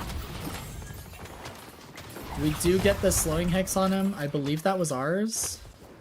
I'm going back because the HUD isn't working. Yep, we use slowing hex.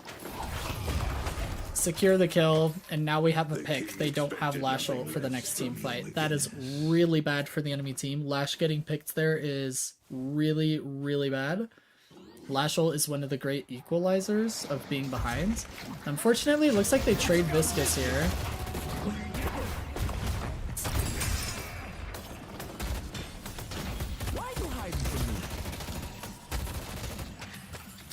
We retrade Mirage. What's the mid-boss timer? 30 seconds. So Lash will be up for mid-boss, but Mirage won't. So they have a couple of options. Rift is spawning, so they could play Rift first, like let the enemy team get it or like steal it if the enemy team doesn't contest. If they do contest, give it up and fight after so they have no resist. Or bait mid-boss, or let them get Rift and trade mid-boss for it. Those are your main options right now. Once the Rift spawns and mid-boss spawns. Mid-boss has arrived.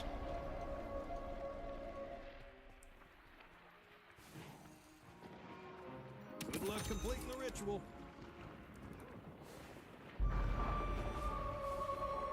Pretty heavy on the spirit damage, actually, interestingly enough. Lomain's building a lot of that Rising Ram damage, isn't he? I guess Bash down too. Giving Rift and taking mid-boss is legit free elo in lower ranks. We doing pro VOD reviews? Yeah, we did a couple pro VOD reviews, Samurai, but then we're doing coaching after this. We've got Orkanu and potentially FJ. So enemy team still 1 rejuve. We get a massive pocket affliction. And now we're just gonna start owning them all because they contested with a 40k soul deficit. They had to. You have to contest there, you can't just give it. Now we're gonna probably go kill the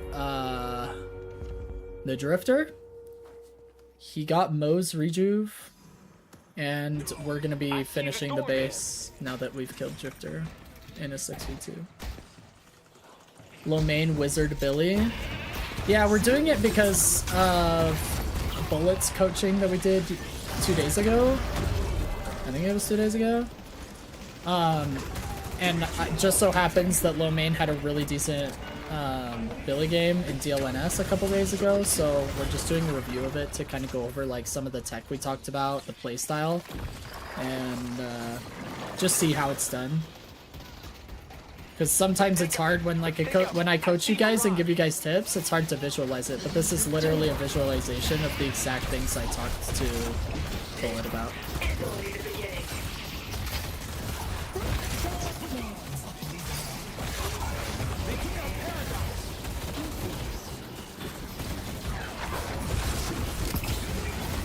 Yeah, he's been slamming out Wizard Billy since the changes to Rising Ram. Yeah, we were literally just talking about that. I was like, he's actually really building a lot of spirit damage into that Rising Ram.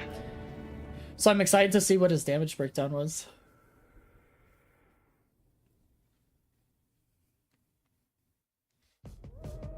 Not bad.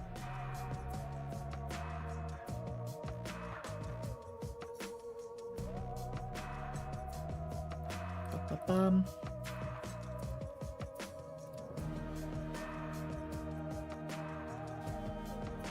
Dang. Why is Rising Ram damage so low?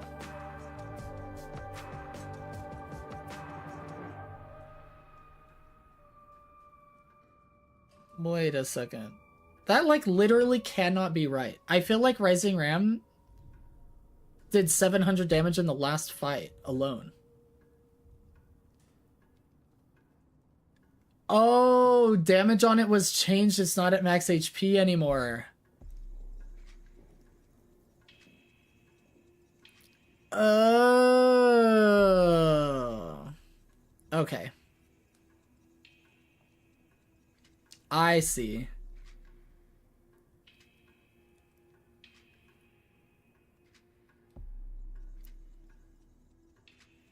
I see. And the weapon damage boost. He's using Tank Buster with Spirit Snatch and Rapid Recharge, but interesting. Okay. Yeah. I mean, I figured. Okay. Anyway, yeah, Billy Pro VOD review. Lomain had a great game. Now Bullet can take all of my teachings seriously. Maybe secure some orbs. Just saying. Just throwing it out there. It's a thought.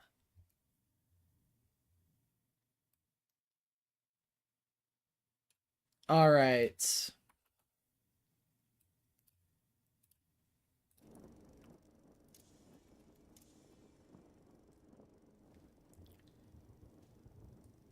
Here we go, Arcana. This is your silver game.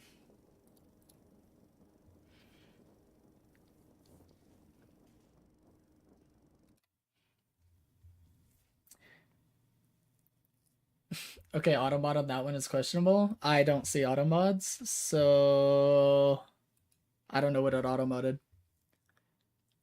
Because I'm not looking at Twitch feed, I'm looking at multi-chat, so I don't know what it's mad at you for.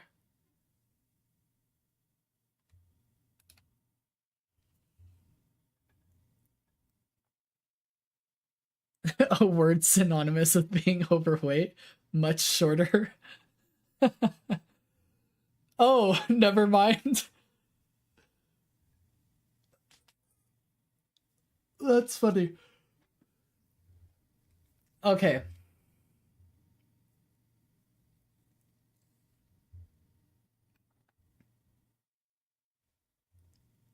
Let's see here.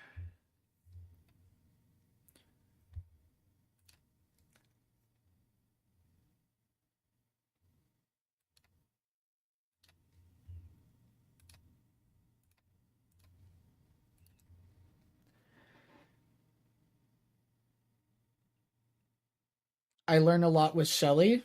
Oh, nice. Do you duo with Shelly a lot? Shelly's awesome. Shelly's usually in here. I don't know if she is right now. I think she might be in a game.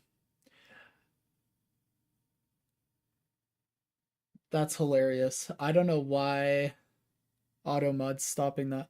Automod is so silly. I think Automod selects some of the silliest words to not go through. But it is what it is. It's so sensitive. Yeah, true. My positioning is often not that good because I feel like I need to clean up waves all the time. Well, we'll see. In your request, you said that you wanted to improve on movement, items and build, hero specific, so specific to silver, like tips there, and macro. Does that sound correct? And a silver, my wave clear is pretty bad. Excuse me, yeah. Silver's wave clear is horrendous. Generally speaking, you don't want to be wave clearing unless you've been designated as a solo laner, side laner, but you really shouldn't most of the time. Okay, well, we'll go over it. We'll see what we see in this game, and then see if we can help you out. I will say, Orkanu, I don't mean to make you feel like you're getting gypped, but normally I do notes. Like, I give notes to students based on what we review.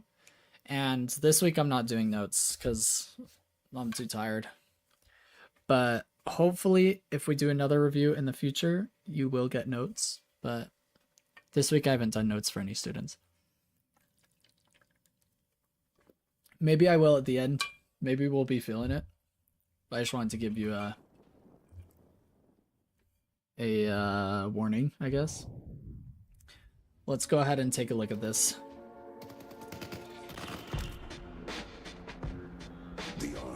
Some people don't care about the notes, and then some people it's like super helpful. So I usually just try and do it for everybody, but this week I'm not doing notes. But maybe I will. We'll see. And you were Archon before the reset, is that correct? Sorry, FJ. Usually I have the ranks up in the top left-hand corner, but I don't have the updated, like, since the rank change, I don't have the new rank emblems, so I'm not showing rank. Yes, but now bronze? Okay.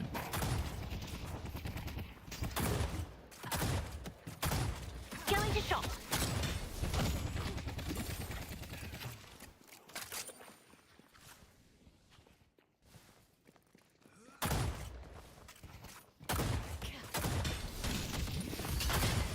Oh, that's awkward.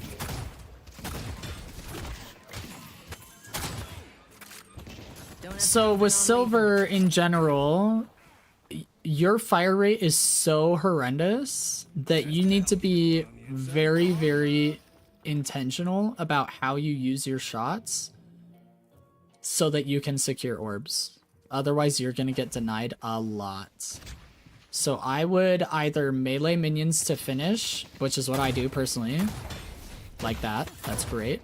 And I know you tried on the other one and then your bro man like stole the kill. But like that, for example, if you finish it with a shot, they can steal. So you have to be very careful about that.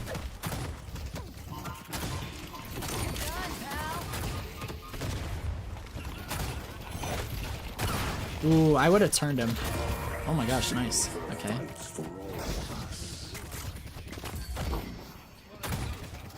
Do you know how to turn somebody with your 2? Like, how to throw them back at your team? Do you know what I mean when I say that? Playing silver right now feels like a weird form of masochism. Silver's not in a fantastic spot, I'll have to agree. I don't love where silver is. I mean, the problem is they don't seem to know what to do with her because for the longest time she was like the most OP Thanos ever, but yes, I know, but it is not that easy. I would practice it. I think I don't know. It's easier than it's easy to me. Like in my opinion, it's really easy because all you do is you hit your 2 and then you just turn 180 degrees.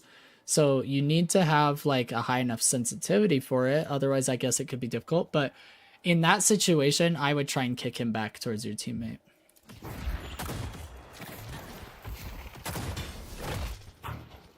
Okay, so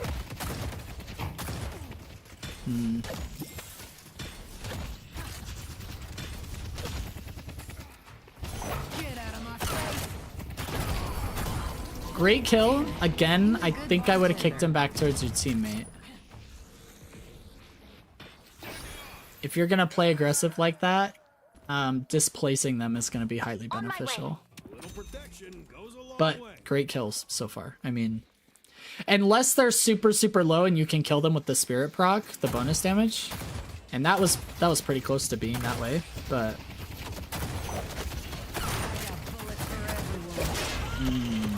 Okay. So going over like combos when it comes to silver, generally speaking, there's two things that you can do. One is you can skill shot the bola and then use your 2 off of it. Like, so you skill shot bola, hit him with your 1 and then use your 2. That's not my favorite form. I usually do a 2-3-1 combo. So what it looks like is right here, when you go for the 2 and you hit him, you use your 3 so that he can't use his dash, and then you use the 1 while he can't jump or anything, and it's super easy to hit your 1-shots. So you hit him with the 2, you bola to stop him from dashing away, and then you hit him with the 1, and then you back up so you don't take any damage from the dash. That's what I would like to see you do here. So bola and then your 1. But unfortunately you bola after, but you're already taking all this damage from the dash, I see Billy. and he got away. Does that make sense?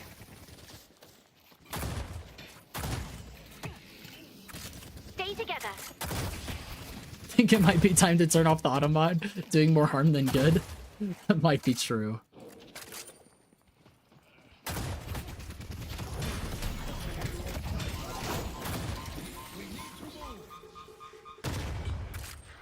Ouch.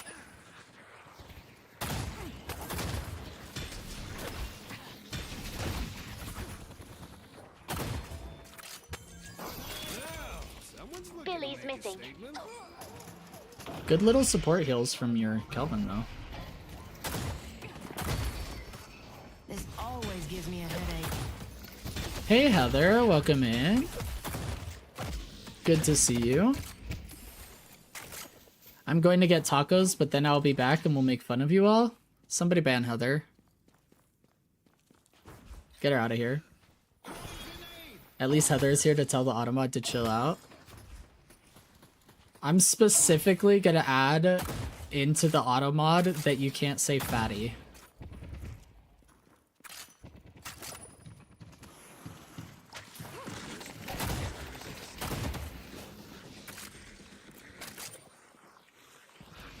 Already in there.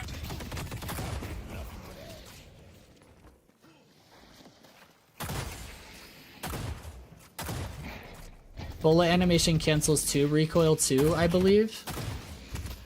I don't know that off the top of my head for sure, but it's plausible. Hope you win whatever fight you're about to start.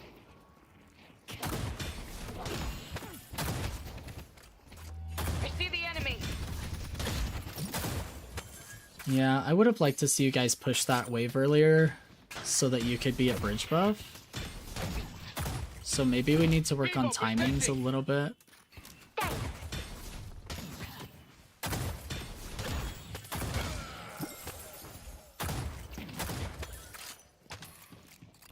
Thank you. Oh, I just have to misspell it? There you go. Going to shop. Just misspell everything. Ooh, this is really bad.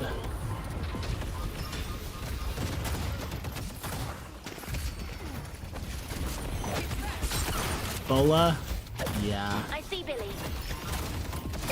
You're about to have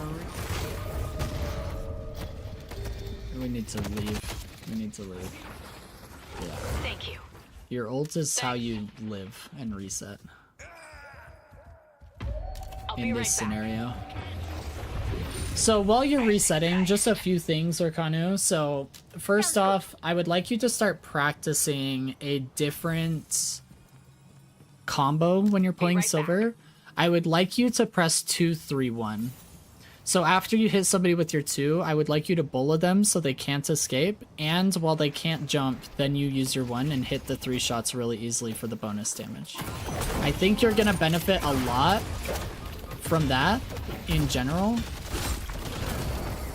Did he have parry? I didn't miss him parrying, right? Oh, he did parry. Okay. You're just better than me, that's all. I like, in my brain, he didn't parry, and I was like, why are we just sending heavy melees into this guy?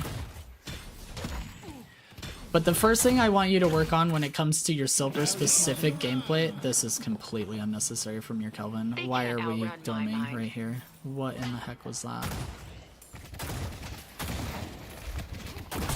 Maybe this is not good advice, but I have found recently against Bebop, if you get grabbed, continuing the direction he uppercuts and finding a different exit path is beneficial. That is good advice, Samurai. It's actually almost... Actually, let me say this. I have to be careful how I phrase this. I would say probably at least half the time, it's the better option. Carrying momentum into a better exit is almost better. There's going to be a few situations where that doesn't apply, obviously. There's always going to be exceptions, but I'd say at least half the time that's the better option. Going to shop. Like when he punched her towards tower, parry on the tower and up the rope would have saved some health. That's exactly what I would have done. I didn't really touch on it because I'm trying to focus on other things, but yeah, I would say most of the time you want to go with the momentum of Bebop. The uppercut. Almost ready. I see Billy.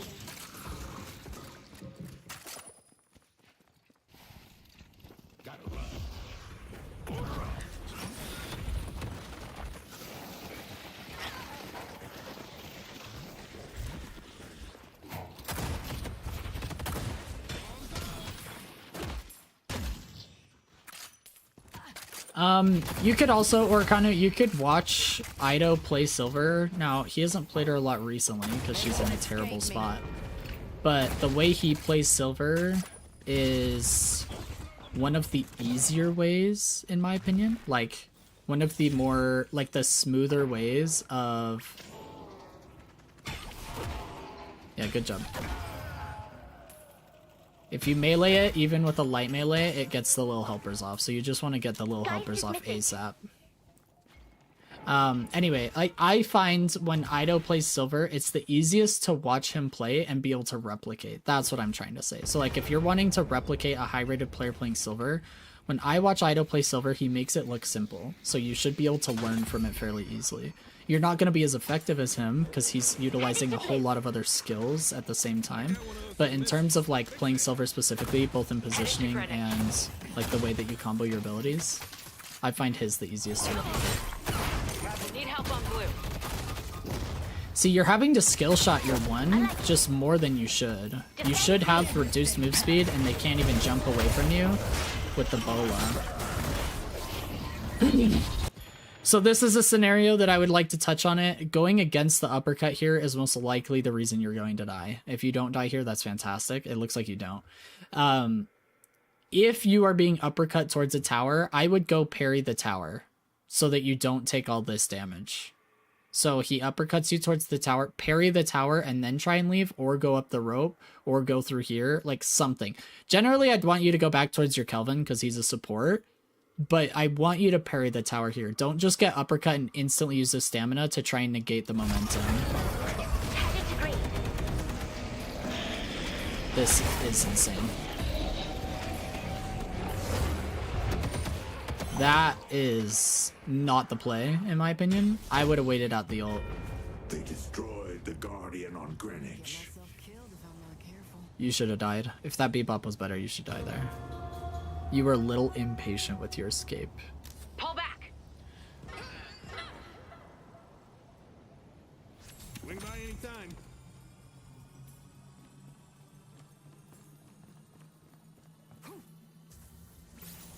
Defend green. A Green Walker is under attack. Thanks. Headed to green. Thank you.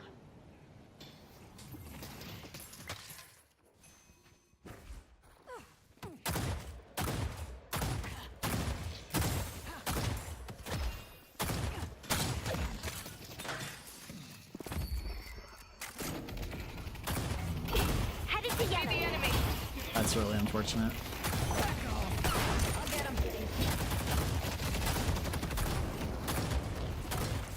You actually have really decent micro. Like, your ability to hit the shots with slam fire, it's gonna be so much easier if you Bola first. 2, 3, 1. But I feel like you use Bola as an afterthought. Thanks.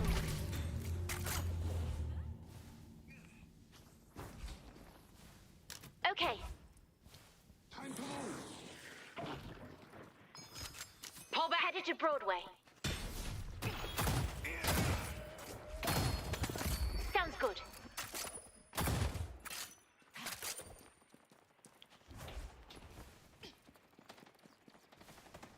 I see Infernus.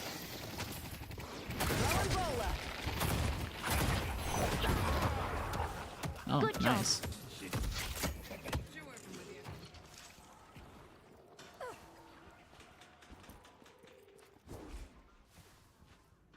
I don't think you chasing the kill was necessary. I think you should have let your team get the kill because you were super low, so they could have potentially traded you, which would have negated the kill. Going in.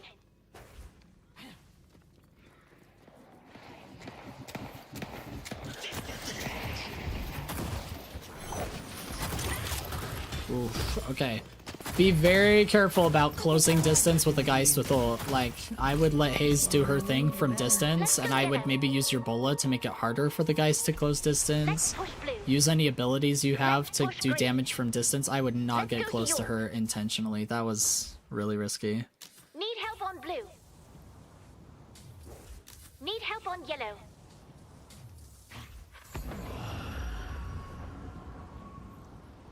I like it.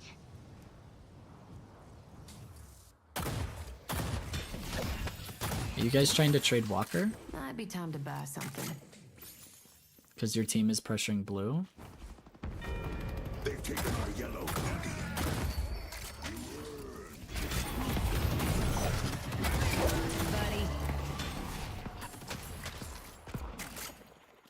Pressure from the left, so like, there's like certain here. It's almost always better to do this, but especially against somebody like Geist where she can cleave you and the minions, is I would want you to push from over here, like in that hallway by the tier 2 camp, and shoot the Walker from in there so that she has to either choose poke you guys or clear your wave. If you guys are both here, exactly that. You get hit by her bomb and the minions get hit by her bomb. You're doing her job for her. But you guys already got blue Walker, so you can leave. Your pressure here accomplished its goal. Okay. Looks like Hayes is dead.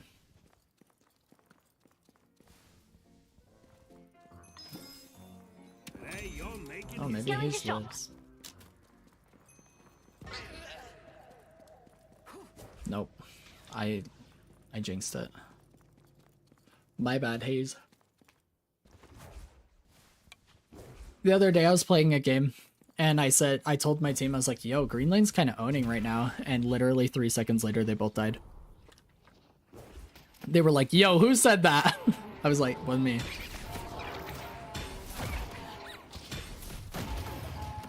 Let's take out Infernus. Nice.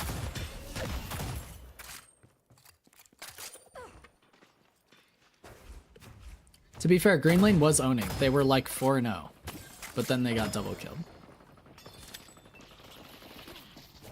I just wanted to defend myself.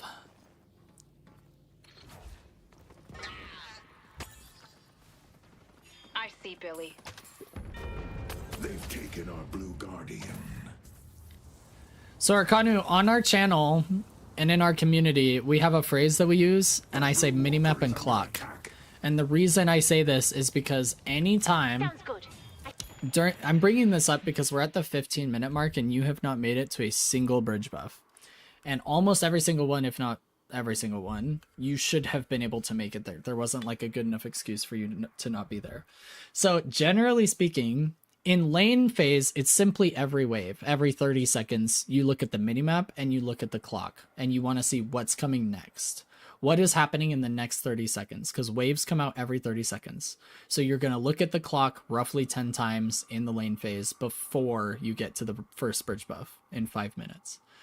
Now, after lane phase, we want to do it every time there's a source of souls or downtime when we don't have to be looking at our crosshair.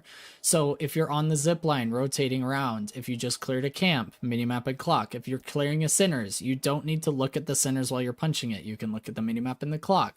When you clear a wave on the side lane, look at the minimap and the clock. Okay, so constantly want you to be aware of the minimap and the clock every single time you gain souls from a source.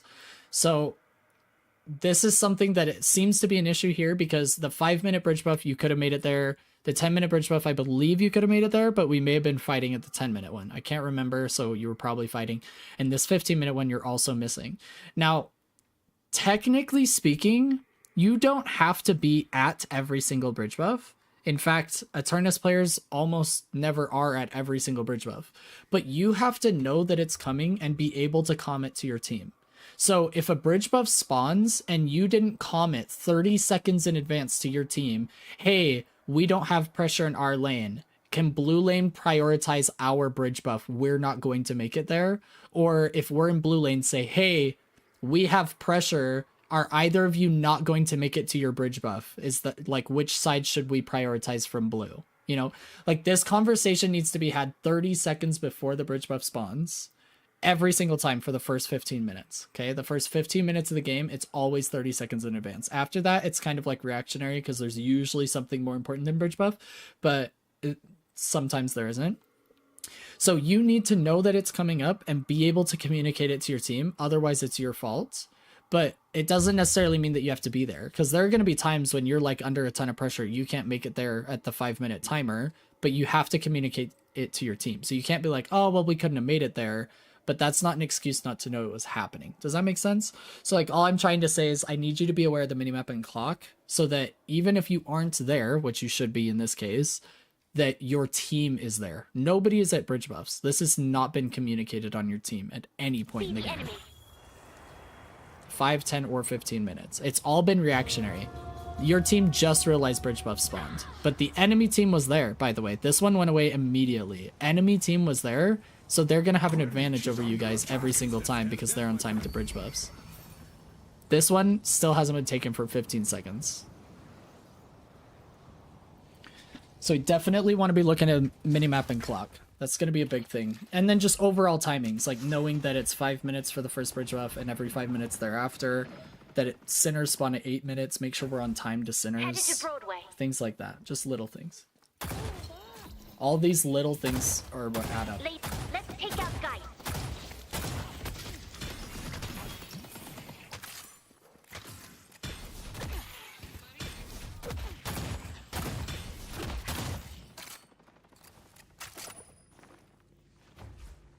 Bebop's missing.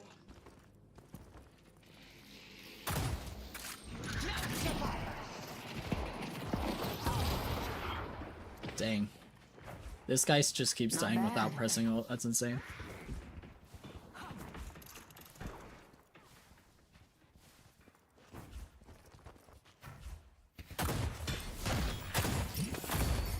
Pull back.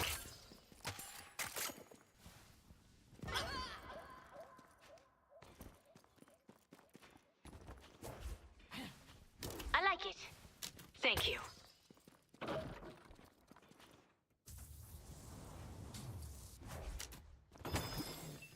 Headed to green. Okay.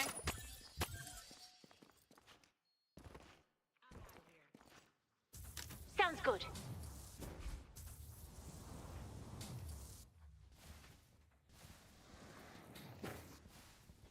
Headed to yellow. Defend Greenwich.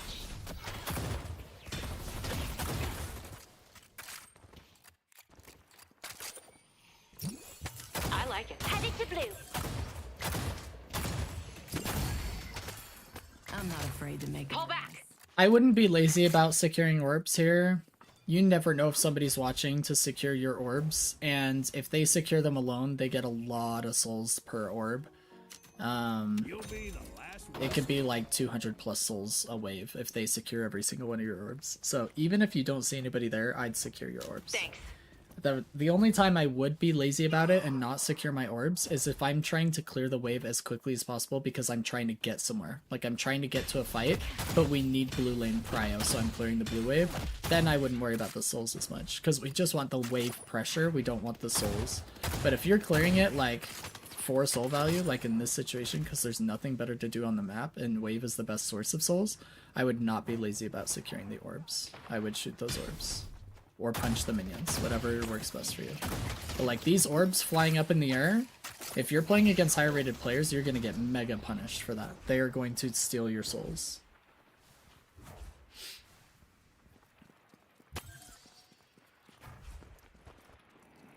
Ready to assassinate.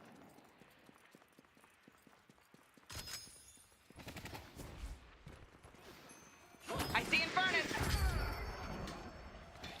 Dang, nice kill from Vinny. Can't stop us. I see the enemy. Headed to Broadway.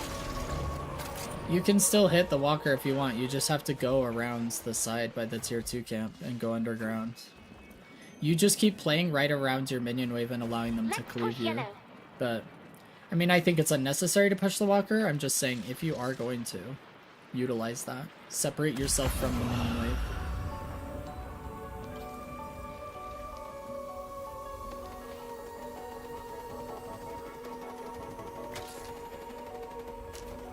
Pull back.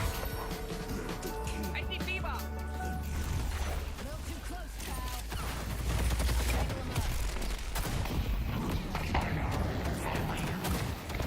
You don't take this trade. Yeah.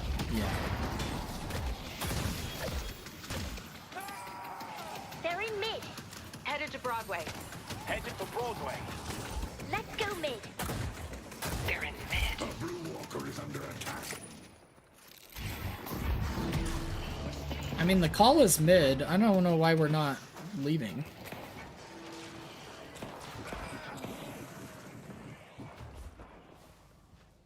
We even got a third kill.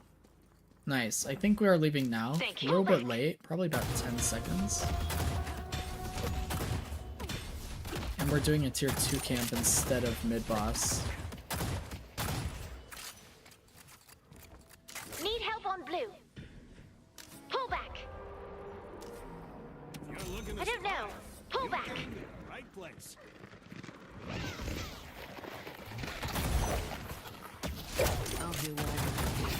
Pull back. Ooh, careful with that heavy melee.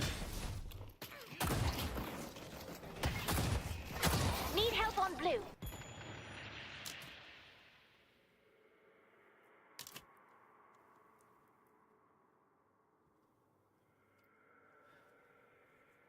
Yeah, this is an issue. I mean, the Haze and Vindicta have been working on blue. Or on mid-boss.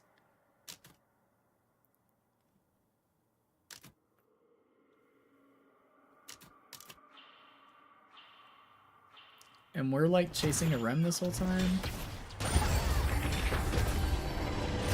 I see guys.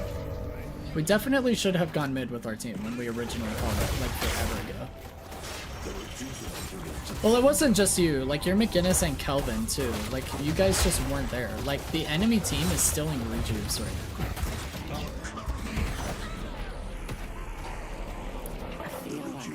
I think we just need to play with our team. Like our team made a mid-boss call, just play with them. And convince whoever's with you to come with you. Like I think if you had convinced McGinnis and Kelvin to come with you, like you guys probably would have been fine. I see Bebop. There's guys. Really nice try.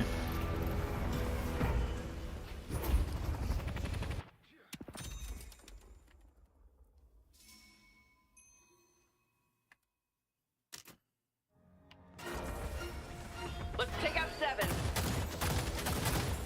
I like it. Headed to yours. I probably would have gone to this walker and tried to help them defend against Rem and his minions, since you had somebody really close to blue lane to clean that wave. I probably would have gone in front lines for your Wraith and Kelvin. And Haze was there, I think, too? I'm not sure.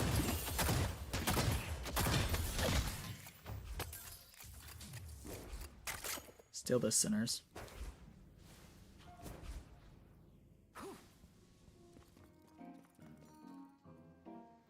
Exquisite, isn't it?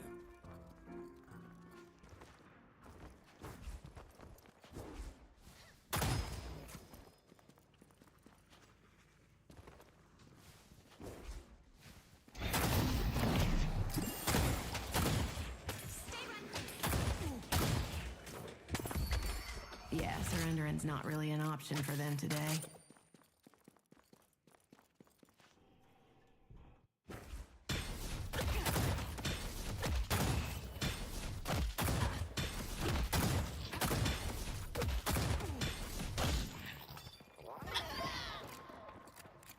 It's really unfortunate McGinnis got picked there. Dang, you guys actually come back and win this too. I see Geist. Okay.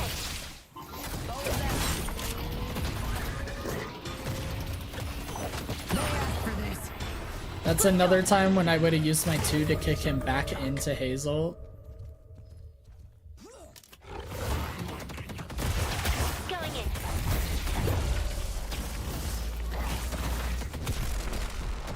Oh, I would have kept chasing that. I would have kept chasing that. 7's low, doesn't have ult. You have ult left. You could hit your 2 and your 1 again. I would have chased that. Oh, nice job getting out.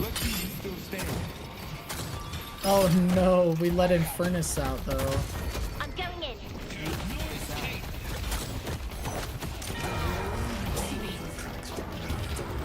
Okay, Eternus dies and we trade with Billy.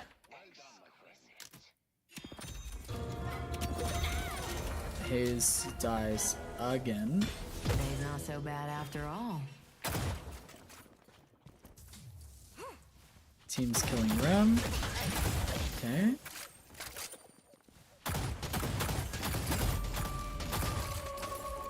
You should get over to Rift with your team. You boost. My reign has pull back. I would have just boosted over. Actually, our team died, so now we have to give Rift maybe. Our Haze isn't here either.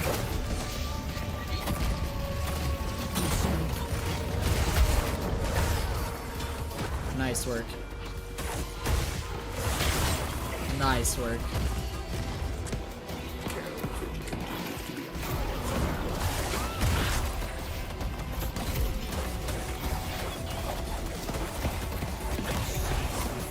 Oh no, the dome!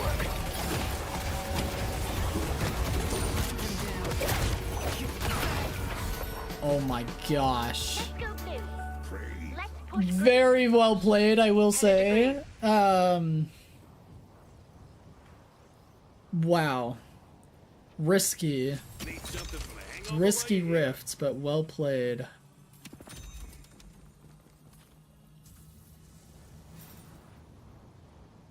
I'm trying to think if I want you to improve anything there. I feel like overall that was really good. I feel like your micro's really good. Once you change your combo outside of Lycan form to 2-3-1, I feel like that's gonna help you a lot with how Headed much this way. impact you feel like you're having on the game outside of ults. Boss has arrived.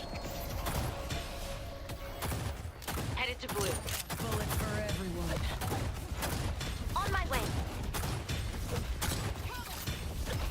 Also using your 2 to kick people behind you, like displacing them rather than just using it for the bonus damage. That's going to be another big thing for you. The rejuvenator is descending.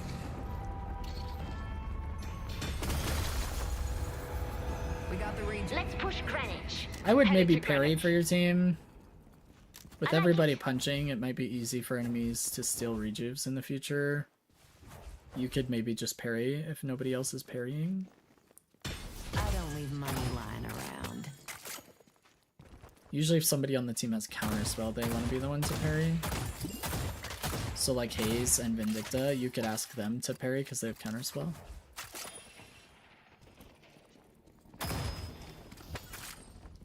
And then you also want to get ready to parry twice. So if your parry Headed to gets Greenwich. triggered, you want to parry Let's again. go green. Not just go for a punch right after. The hidden Pull back. once you were blue. Let's push Broadway.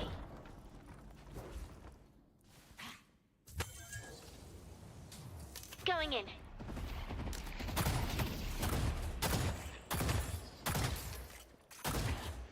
Here we go. I'm going in.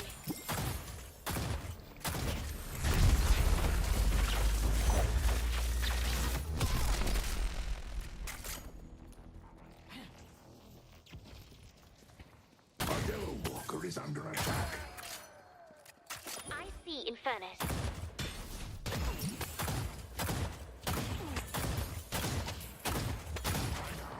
I don't love your positioning here. Like, if Haze isn't with you, there's just not a lot you can do pushing blue alone, right? Like, we have rejuves, we should be fighting, we should be trying to get kills, pushing into their base. Like, I want you with your team. The only time I would want you pushing blue here is if Haze is with you. You need somebody to capitalize off of your CC and your damage.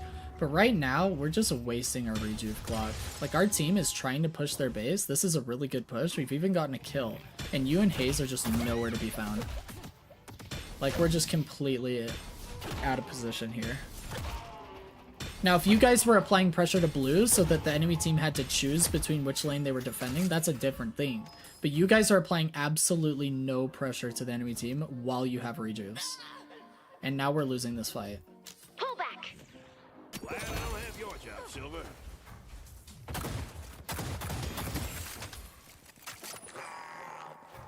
I'll be right back. See, this is a great fight.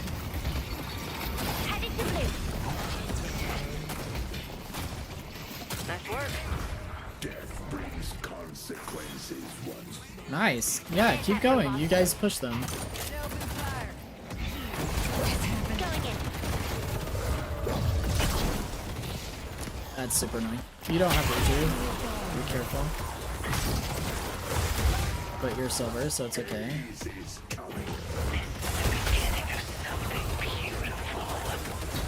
So you're doing the combo in Lycan form. I don't know why you're not doing it outside of Lycan form, but you're doing a 2-3-1 combo, which is what you should do in both forms.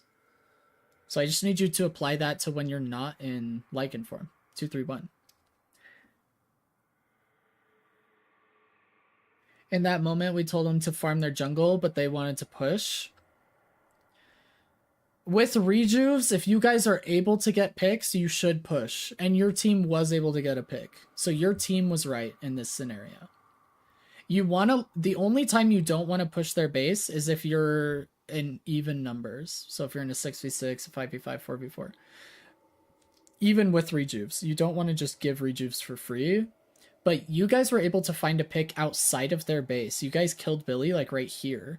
So now you can push 6v5, you can kill the base guardians and start to push into their base and maybe get more kills or get a shrine for your rejuves. But just getting their farm is something you want to do if you can't get any picks outside of their base. If they're turtling really hard, then you steal their farm.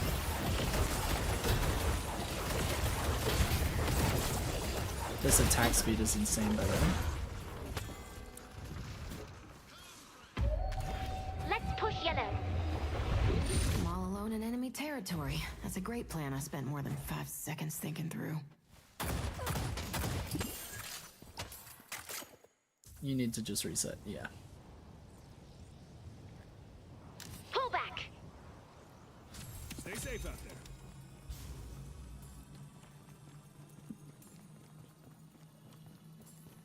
Like, I think your team that's healthy should be trying to kill this 7 and stagger another death. I see the enemy. Our yellow walker is under attack.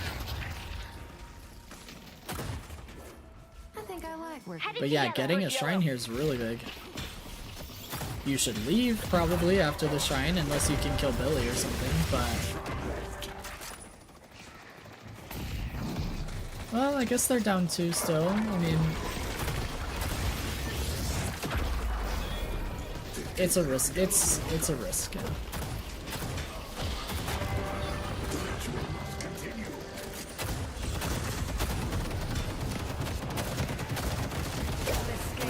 I think you guys give up mid-boss if you die here. Yeah, your death timers are long enough that if you die here, you give up mid-boss. So this is actually too risky. I would not have stayed. You might get away with it. In fact, you probably do, because you guys win. And I don't think you would win if you'd given up mid-boss.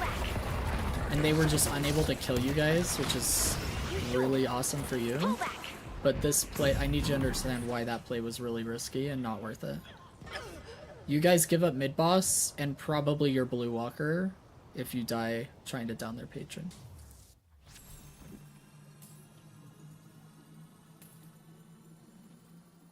And then they'll close that soul gap really fast. Okay. Headed to green. Let's go to Greenwich.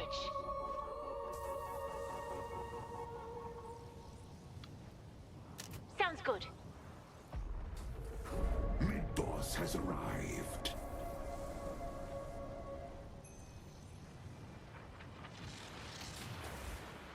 Need help You on guys Greenwich? want to fight before the rifts. You don't want them to have resists. So you either fight before the rift or you give the rift and fight after. But you guys are fighting them with full resist. This is not bueno.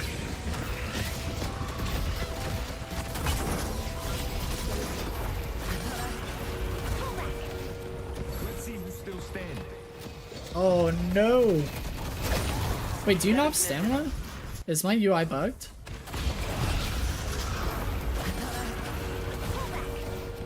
Let's see who's still standing. Oh no, you didn't. Okay.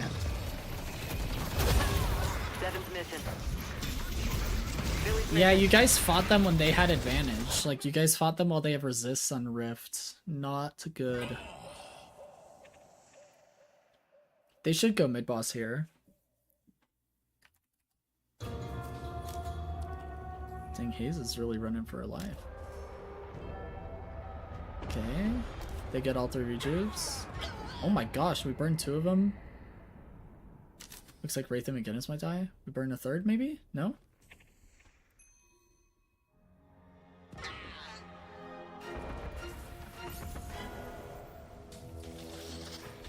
Yeah, now we're even in souls. All because we're taking these bad fights. It's actually a miracle you guys won this game.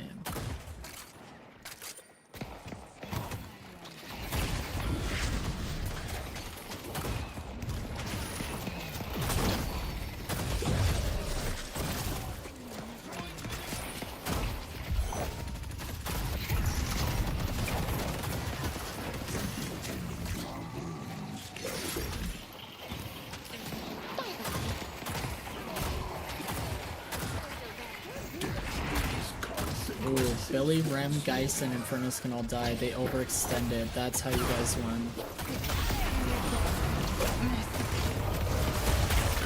Yep, 2-3-1.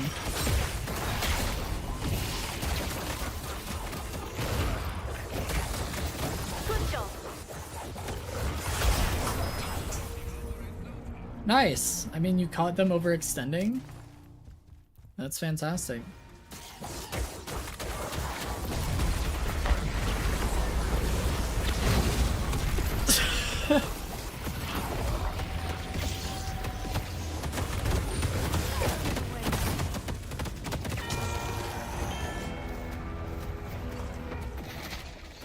I don't think so.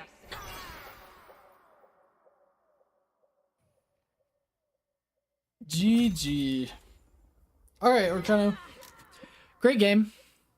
I mean, surely they finish it out here, right? Yeah.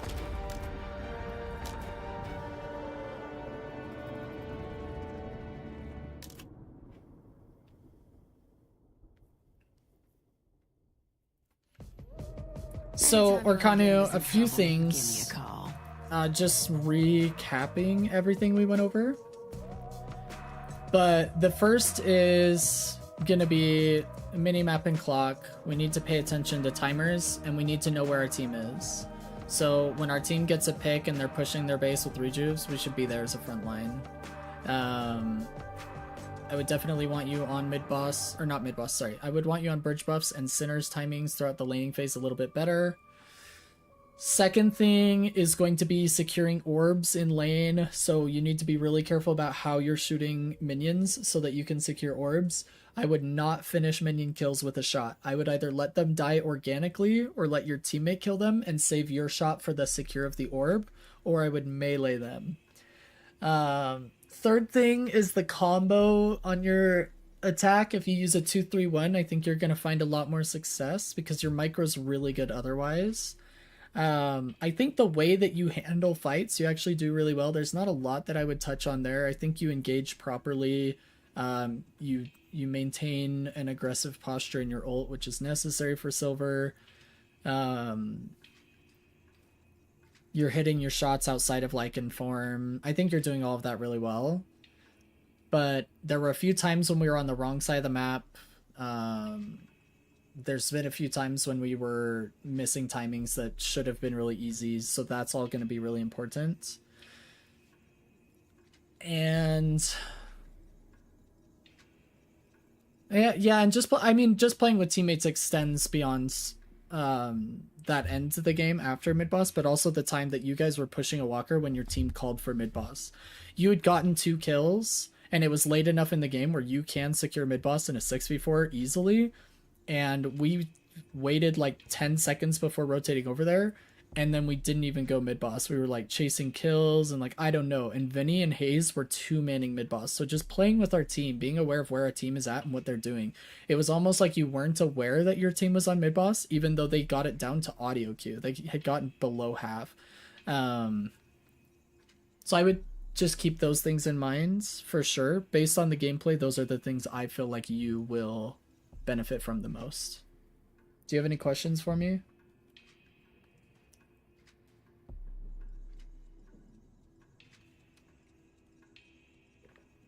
Do you feel like the coaching was helpful? Hopefully the VOD review was helpful.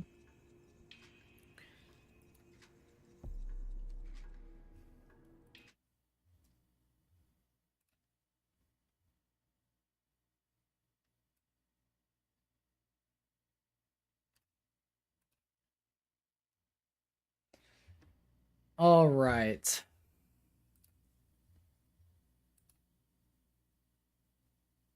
Let's take a look here. What do we want to do?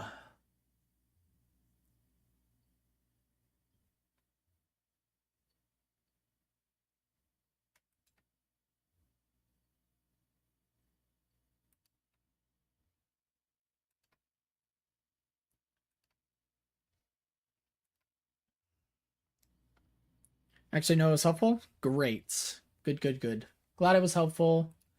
Feel free to make a request as often as you want. So this is like up to you. Some students wait a while because they want to try implementing things before they come back. And then some students I review like almost weekly. So it's really up to you when you want to make another request and join the stream to have that review done.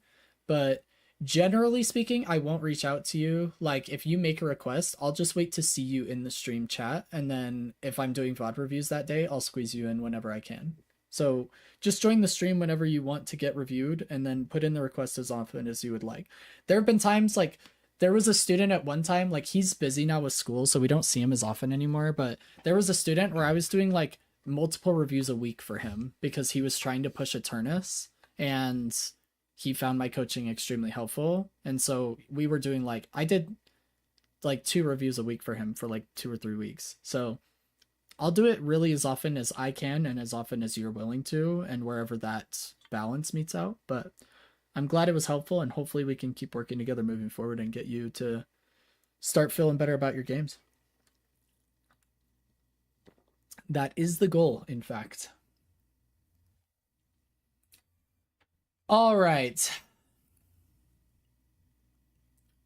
Where do we go from here? We got a new live coaching request. Is this you, FJ?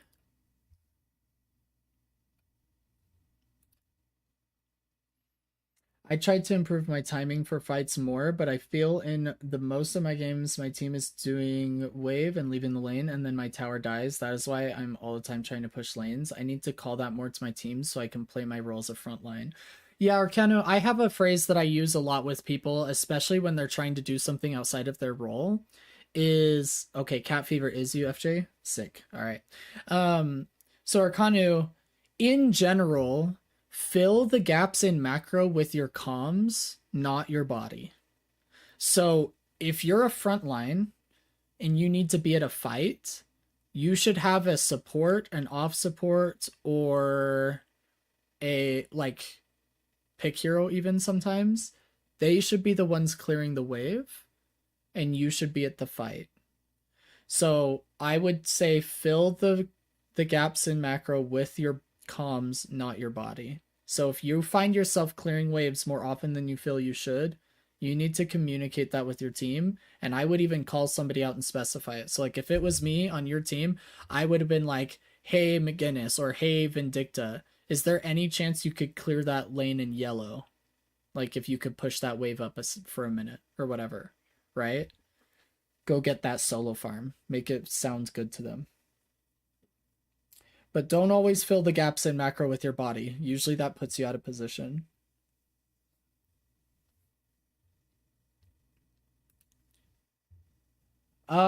Okay, FJ, let me pull up your VOD. We can do your review if you're gonna be here. Are you free right now, FJ, for a VOD review, or are you not gonna be here very long? If now's a good time, I can download it for you.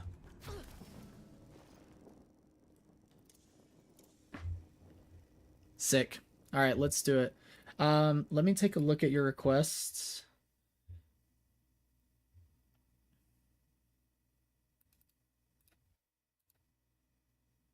I turbo griefed this game, by the way. Okay. We'll take a look at it. So you said how to farm or stay ahead on souls and then positioning during team fights.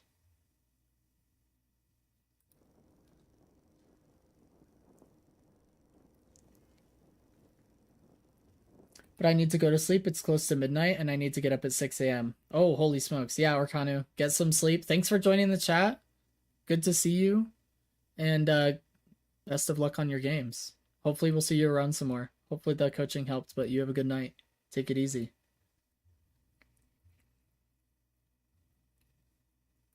Okay. So we play Warden, Victor, and Paradox, all three different roles. Yeah, of course, happy to help Orkanu. Let's see here. So we're playing Carbine builds. Oh, you did a lot of damage. We'll just see how it's going. Have a good night. Warden, Victor, not both carry. They're both off carries. Well, I guess there's an argument for Warden to just be considered a carry. And then Victor is like an off carry frontline hybrid, depending on how you build him. And Paradox is a pick hero. So they're different roles. Their playstyles are different even if the roles are similar too. Like Victor can frontline even when he doesn't have ult up, whereas Warden like has to have ult to be able to push forward by himself. Except for like really late game, because then he turns into a hyper carry.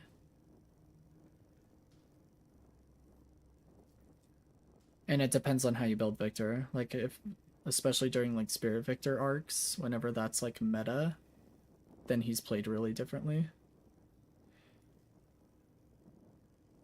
Warden, it doesn't matter how you build, he's played the same way pretty much all the time. Except if you build more Spirit Warden, then you're even more dependent on your ult, but most of the time it's just hybrid. I think hybrid is just the meta right now anyway. The way that building works and spikes for investment in every category and whatnot just really benefits people to have more balanced builds.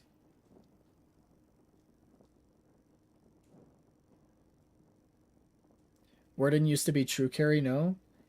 He has, like, Warden has shifted often depending on the different patches between carry and off carry.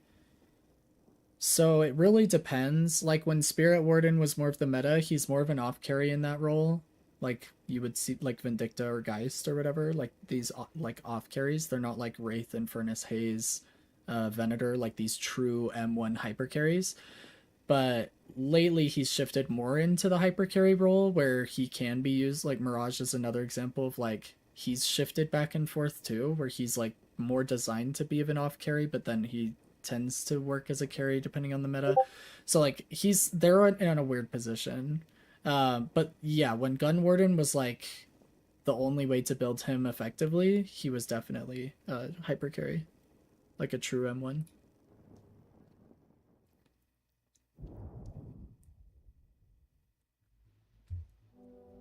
I, for one, am looking forward to proving I'm better than Latch. Today marks the greatest heist you've ever performed. Don't fail your king.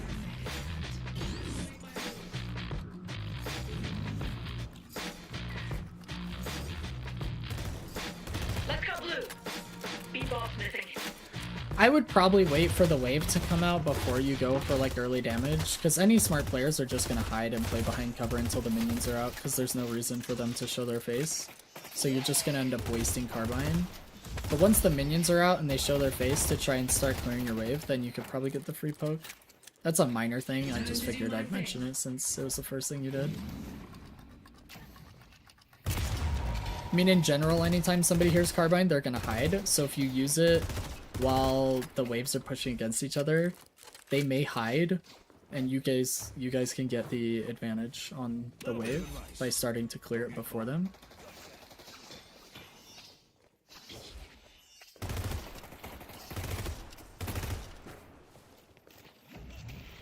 Here we go.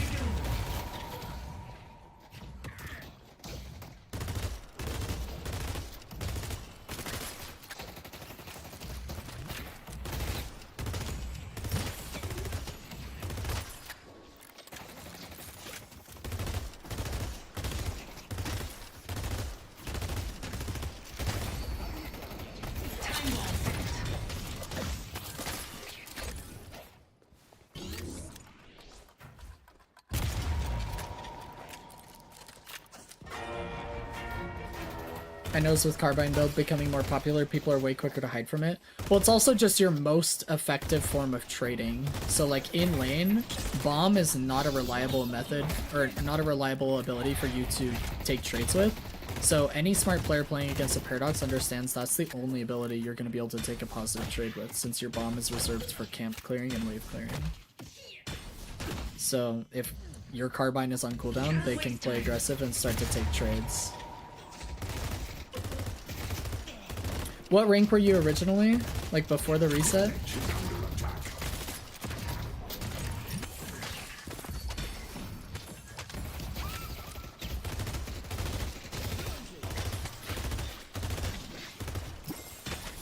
Go Phantom? Okay.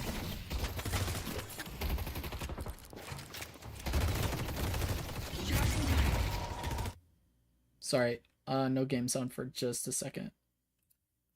Okay. Pull back!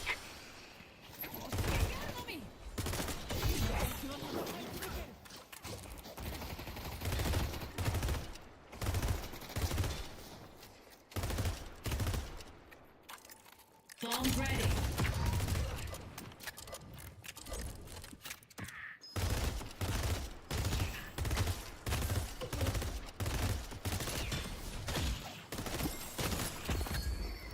I'll stop their fire. Accelerating time. Yeah, see how they just run from Carbine? That's just how smart players are going to play every time, because you can't take trades after Carbine. Oh, that's so sad.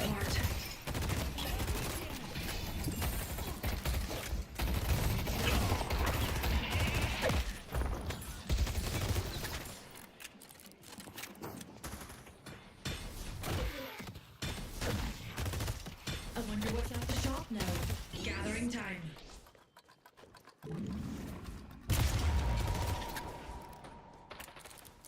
You might benefit from buying Headshot Booster against comps like this, because most of your damage is going to come from range, and having headshot booster add a little bit of poke damage throughout your rotation, it might give you more pressure, especially against like a really close range comp like this. So maybe be a little bit more willing to change the order of your build based on who you're laning against, because you benefit from range and they benefit from close distance. You would benefit from something like that. Mystic Shot is another good one, obviously, but I'm just thinking about like earlier in the game. Nice try. Ooh.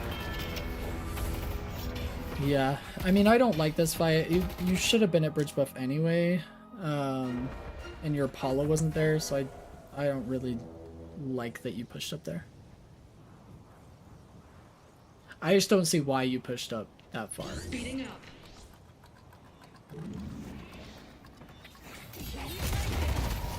I should volunteer this. I'll pick up the pace.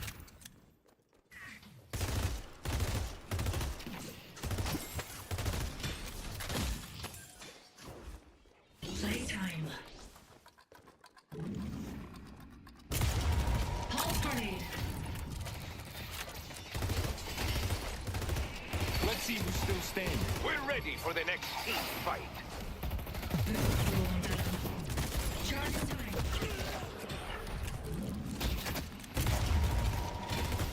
I would have shot the Yamato with that. I think you got tunnel vision.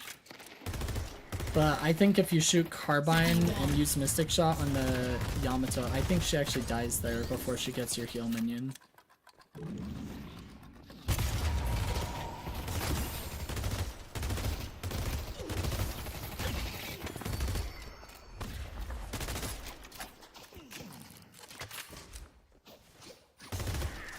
It's easy to get tunnel vision, but I think you missed a kill opportunity there.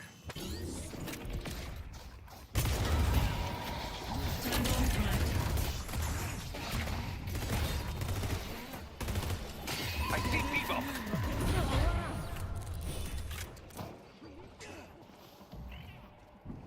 Speeding up. You have a good eye. Should I be going in more with my Apollo when he dives tower? Not really, there's not a lot you can do. I would probably play close enough to be able to get close, like close the distance in case he burns parry. Like if he parries nothing and they're gonna just spam him with melees. But I wouldn't go under tower necessarily. I would probably just play close enough to where you can assist better. Like maybe not play bridge when he's under tower, I think you're maybe too far back. But I don't want you inting now. Like Apollo's playing pretty aggressive Billy's missing. Page is missing. when you guys don't have kill potential. Going in. If you have kill potential, it's a different thing. But...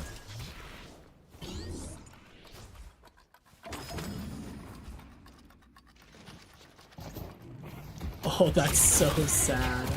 Swapping now. Nice swap. Off to a fine start.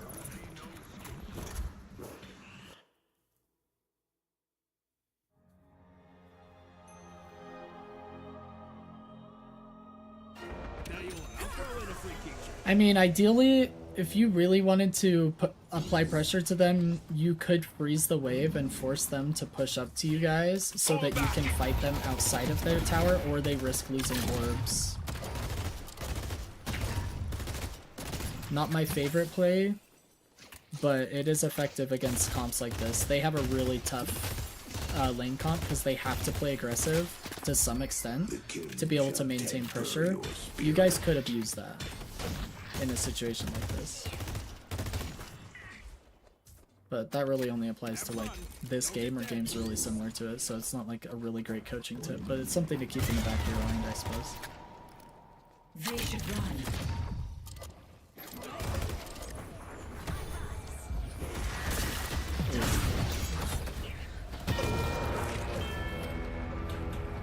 Freezing is just letting the minions hit each other? Yeah, so basically you want to let your minions die so that if they're far enough away, they don't get the orbs, so the orbs won't fly in the air.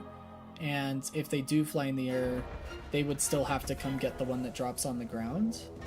So they either miss the orb entirely, or if they're too far away, nothing spawns and they get no souls. So you just let your minions die to the enemy wave. And then whenever your minions kill their minion, you secure the orb, of course, and then you're close enough to pick it up. But then if they move up to pick up the orbs or secure them, then you guys can fight them outside of their tower and start taking trades. It's a really boring playstyle in my opinion.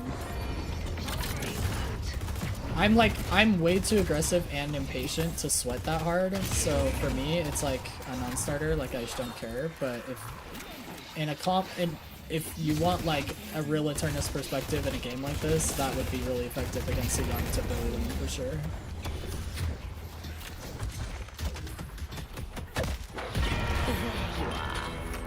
That's unfortunate. This is another situation where like I think you guys just forced Guardian unnecessarily. Guardian isn't worth that much. I would have just gone bridge buff and then come back and shoved later with the bridge buff advantage. Good luck not getting shot. I'll pull one of them out of the fight. This is also really early Tank Buster. Gathering time. Tank Buster is probably more useful like 15 to 20 minutes or later into the game, because it's max health based. I would probably get the other items towards your Spirit Spike first.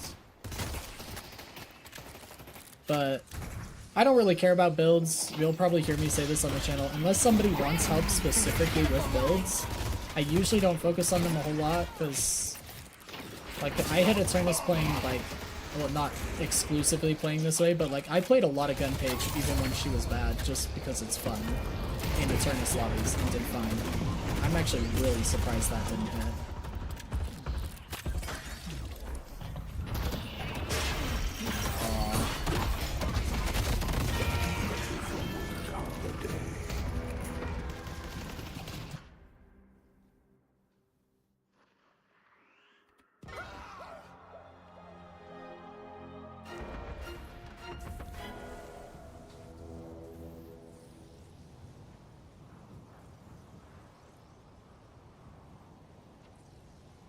Playtime. I'm kind of brain dead when it comes to builds. As far as I'm concerned, that's fine. I mean, I think you need to understand, to some level, you need to understand spikes, like 4.8k spikes, the importance of hitting them and which ones to focus on for your hero and your playstyle. And you need to understand proper counter building. Whether you actually implement it in your games doesn't actually matter to me, but the understanding is important. So, for me, it's like, I don't know. You don't need to actually play the game in a smart way when it comes to building, but understanding it is an important concept because it allows you to play against other people more effectively, or understand why they're counter building you or how their counter build is important for you to keep in mind, that sort of a thing. Or like if you're just getting completely dumpstered by a silver, knowing that like disarming hex is just going to be a really simple way to shut it down when she's in her ult, things like that. But I don't know, as far as I'm concerned, like SK is an Eternus streamer and she made a short on it one time and she's like, I pretty much just left to right all my builds, and sometimes it's really dumb and sometimes it's really good, but I just don't care enough to read all of the items and understand it all like properly. And I know she's like mostly kidding, because I know she understands it better than she's letting on, but like it's kind of true. Like you kind of don't need to know. Holy smokes. That was very scary. I'm back with tacos, tamales, and horchata. That could have gone Dang. real bad. Heather's got it made. Exquisite, isn't it? I had Raising Cane's today. So I got the fried chicken fix. I actually don't love Raising Canes. I think they're good. I don't know if you guys even have Raising Canes where you're at, but I don't like love it. But my wife was getting it, so I was like, heck yeah, if I need some, you know? That's how I feel about it.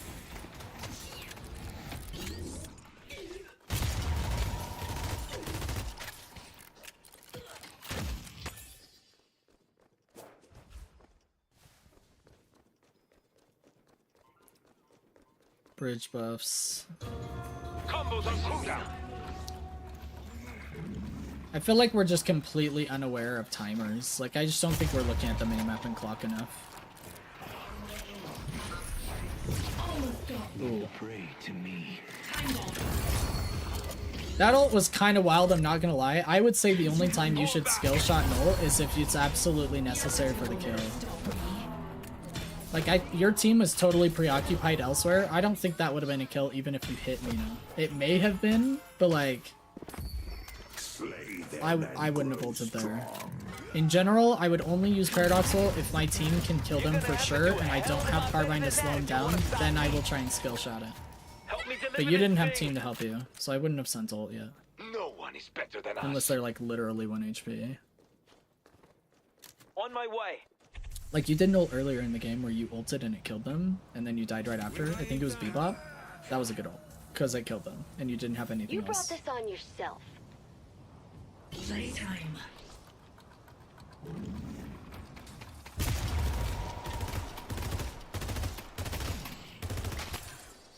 Tick, tick, tick.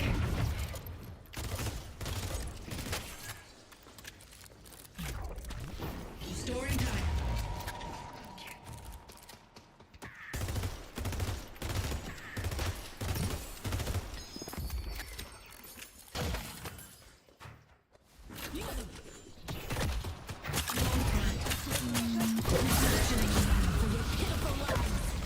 I don't think it saves you here, but I would have passed towards the Veil for a Veil Walker heal, and then maybe tried to route out using invisibility and see if maybe, like, I was able to get away from them because I was invisible or take less damage or something.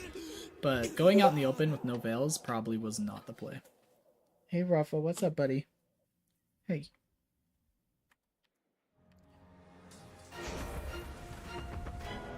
I wonder why the dog is down here. Hey, buddy. What's up? You just want love. You just want love and attention. Is that what you want? Charging time. Always want love and attention.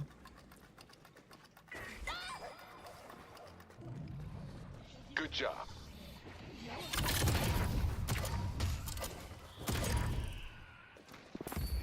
Take this boon.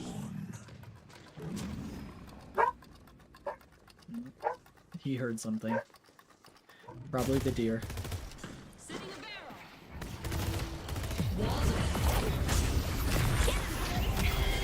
This is looking pretty bad.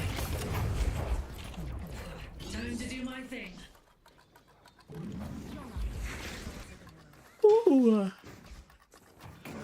Vinny was about to end your career.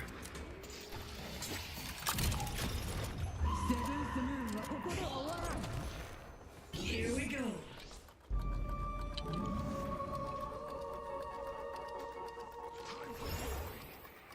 Nice. Good use of Veil Walker. I see Yamata.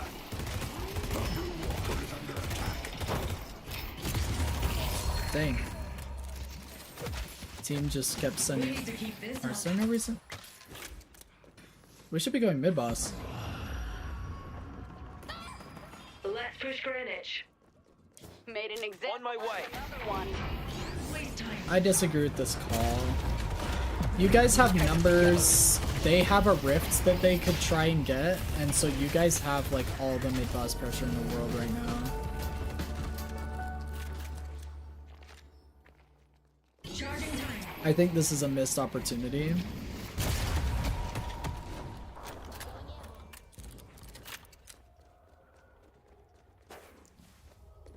I would not have gone this way. But it worked out.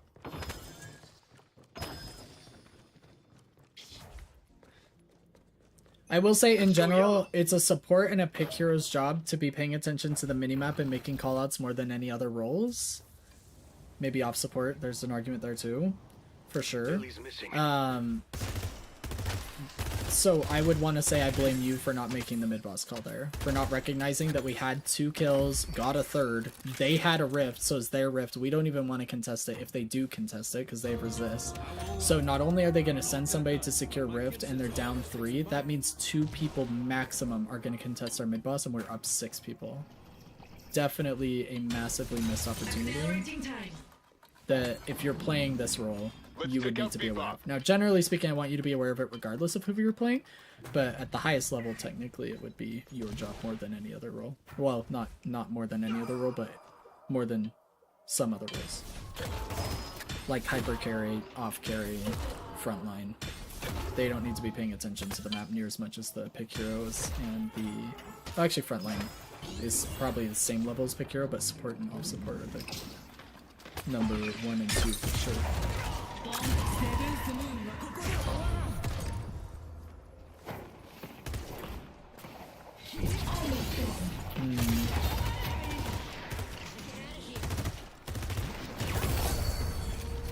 Paradox will never bend to the 7th moon.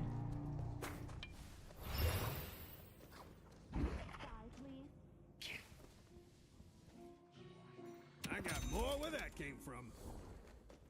Your warden's coming to clean this wave as soon as you recognize that, because while you're running, you should be looking at the minimap. So you should have recognized warden is coming here. He can use the solo farm more than you can. I wouldn't have split this wave with him. I would have recognized that he was coming for this wave and I'd have gone back to blue. So again, we're looking at the minimap and the clock because we're roaming. Hit the veil to your left. Oh, okay.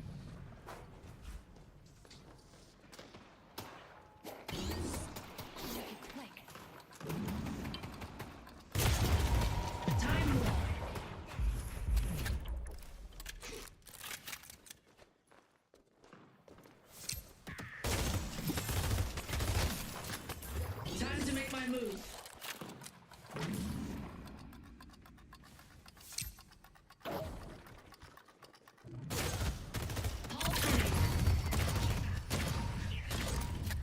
Here we go.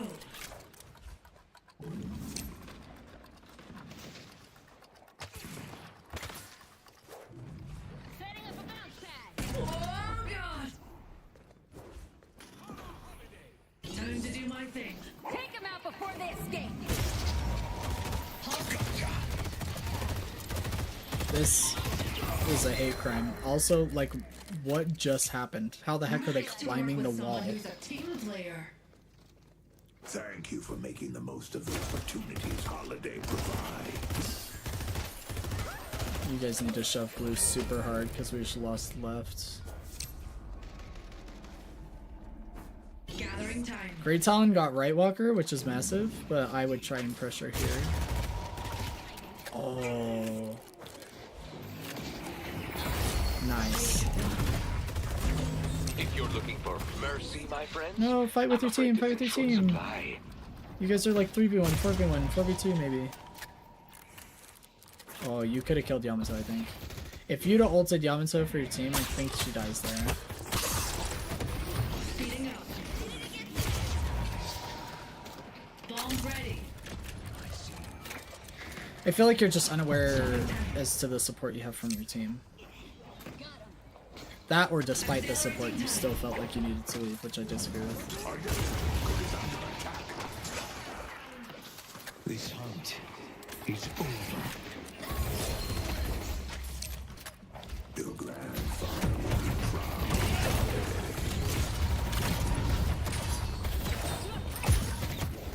proud. You living here is criminal. Get ready to parry. Oh my gosh.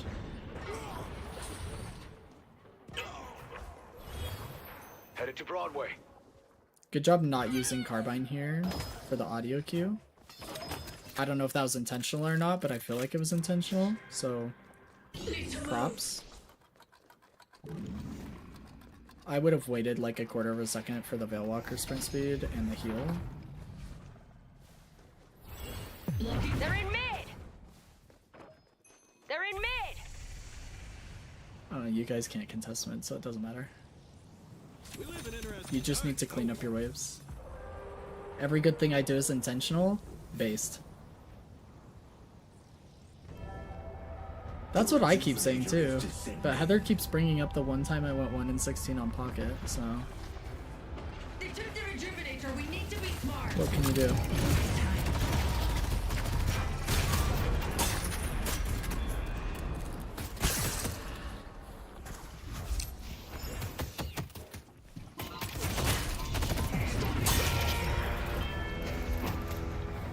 Unbelievable.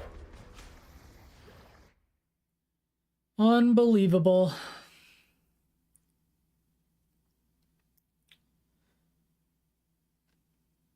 FJ, I would say on our YouTube channel there is a video of Lomain playing Paradox, and it's old at this point. Also, I haven't posted to YouTube in forever. Haha.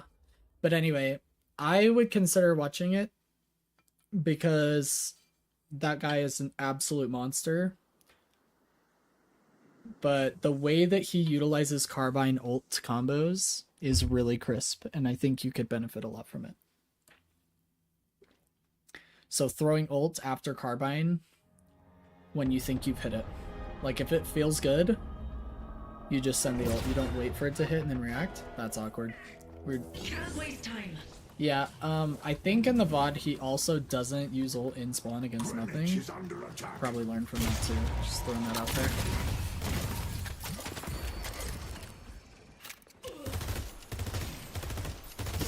Let's go to Broadway. Just saying. If you ult right before you die, it shoots as soon as you spawn. Oh, really? Is that a bug? I've never had that happen. I've never seen it. That's hilarious.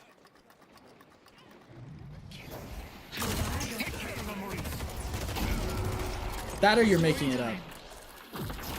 We'll never know.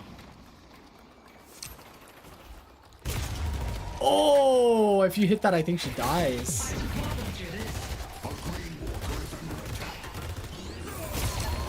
Yeah. Nice damage, by the way. I'm sad you weren't able to finish the Vindicta kill, but otherwise that was really good. Throw your bomb. Gathering time.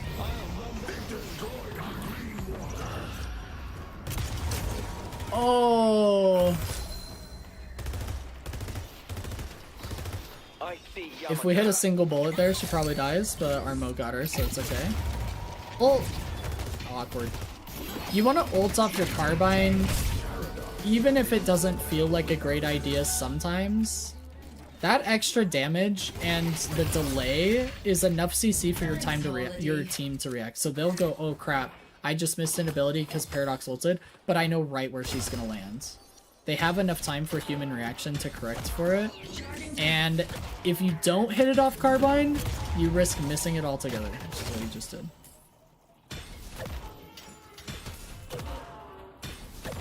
Need to be careful. I'm all alone. Skill shotting Paradox ult is just unnecessary. That's why Carbine stops them in place. It just makes it easier for you. Pulse grenade out. I thought you already had Mystic Reverb. I didn't realize that it was just queued. LOL. I'm only Eternus. Give me a break. York needs help. Accelerating time. Headed to blue.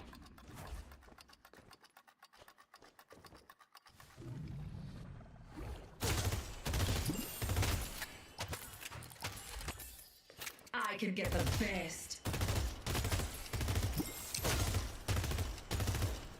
Explosive planted. Okay. Good job getting farm for your tier 4 item and then pushing the wave before resetting. Also, there's nothing major to get on the map, so farming is definitely the right play here. If you watch the YouTube video on the Pro VOD review of Lomain playing Paradox, you'll notice that he does not delay throwing his ult so that he can hit it off of his Carbine, even at the detriment of missing it. Like, he will just think to himself, like when he takes the Carbine shot, he'll think that's gonna hit and he'll send ult. And so it happens so fast the enemy team can't react to it. But it is a high risk play. Like you'll see even later in the VOD that he does miss it one time. Like he sends Carbine and throws ult, but because he missed Carbine, he missed ult. Can't waste time. Yeah, I'm not sure why we didn't just grab bridge buff. That's what I thought you were going to do. I see Bebop. I just don't think we're aware of the clock. They should run. Minimap and clock. Heather, tell him. Minimap and clock.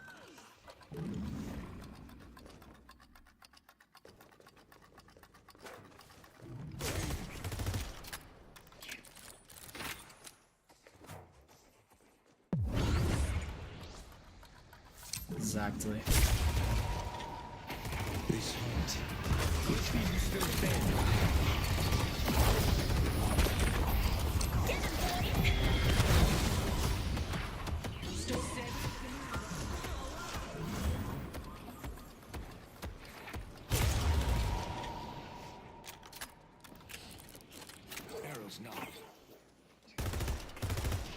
I don't know, I'm pretty sure I'm just hounding for trophy collector stacks.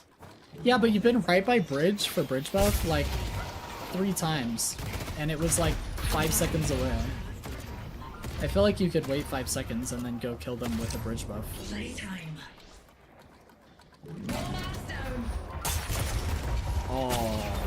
Oh.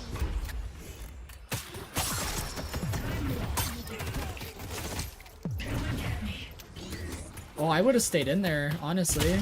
And then I would have played around bomb and kinetic carbine. I think with the silences, you actually had... You actually had a good position there. She has nothing to do in there. Her rake was on cooldown for a second, and she was going to have to wait for it to come off cooldown. You could have thrown bomb to try and zone her out, and then carbine when she got close. And she can't rake if she's trying to get through the silences to get to you. I feel like you actually had a decent position there to try and take a better trade. I don't know if you get out alive or kill her, but... Here we go.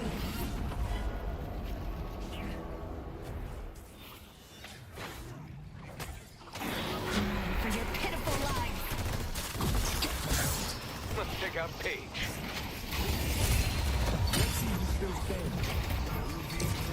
Also, can we talk about the comment that this warden just made? This is low phantom pre-change. When did warden say it? I swear I saw him say something asinine. Here we go. Maybe it's not gonna show it now. For your pitiful life. Personally hate the express shot on carbine para. Oh, I disagree. I like express shot a lot. Maybe it's just personal preference, but I think it's really nice. I think it's nice outside of carbine windows primarily. I think it was when Warden was dead. I don't know. I think Warden said something along the lines of don't play that hero if you don't know how to pick enemies or something like that. That's the dumbest thing I've ever heard. How the heck are you supposed to learn a hero if you don't play them? Like, there's a reason you may not be good at something. You probably should play them more if you don't know how to do that. Let's check out Paige. It's like the dumbest thing ever. Hey, by the way, when you're bad at something, don't keep doing it to improve, obviously. You dum-dum. The heck? Time to start a riot.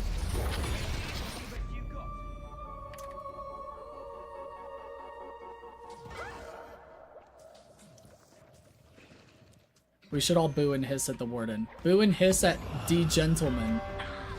Boo hiss, D Gentleman. L take. Thought you guys were supposed to be hard. If you're not good at a hero, play him more. That's what I did. I went 1 in 16 on Pocket. Heather will never let me live it down. What did I do? I kept playing Pocket. Now I go like 1 in 15. That's called improvement right there, alright? Don't you forget it.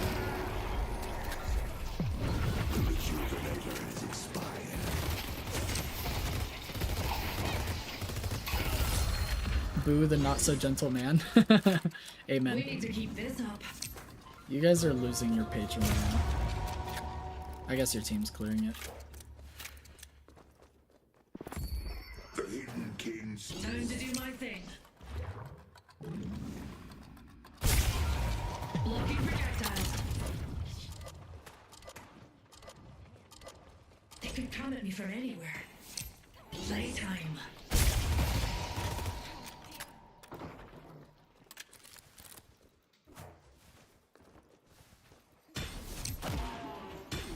I don't like this at all. I'd be very No careful. Jarvis here. Yeah, we have no vision on the map.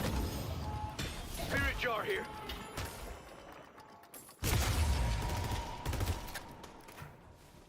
Think express shot slot can be better utilized with more survivability or utility, in my opinion. I mean, yeah, there's an argument for that. I personally love express shot on Paradox, so I use it all the time. Just adds a lot of damage, in my opinion, to when Carbine's on cooldown or right after Carbine.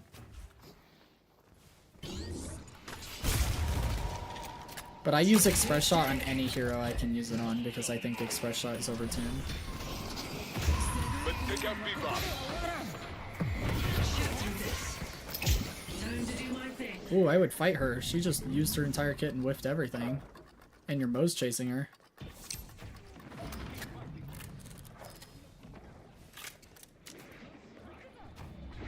Gathering time. Explosives planted. The thing is like... You don't even want it for the boost that it gives to Carbine's damage. You just want it because it's percentage-based gun damage. So the more you're built, it becomes... I would actually argue that you're supporting Express Shot more than you're going against it because of the insane percentage boost you get to weapon damage by building that item, the more you're building towards Carbine, the more Express Shot value you get. So anytime you hit somebody with Express Shot gun damage, when you're building these things like Hollow Point, etc., it's going to add to it even more. Setting a wall.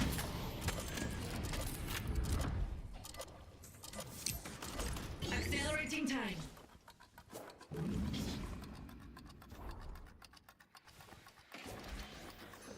Let's go to Broadway. I would say... Here we go. I guess I'm just saying that I feel like that's a poor argument against it. Like, for you not to like Express Shot because it's not like your playstyle or whatever, that's one thing. But to say that it's like bad because you're building all these other gun items is probably not my favorite argument because it's going to get stronger with the other gun items. Gathering time. Bebop's missing. There are definitely scenarios where something could be better, but I don't think that means it doesn't have a place in the build. Ult this chick! Yeah, nice work.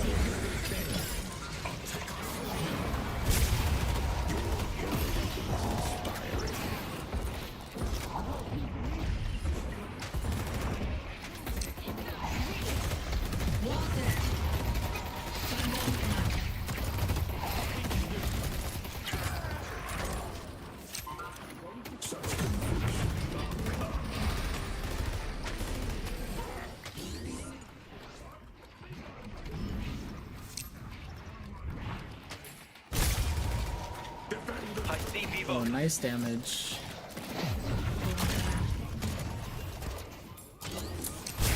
I feel like you could be,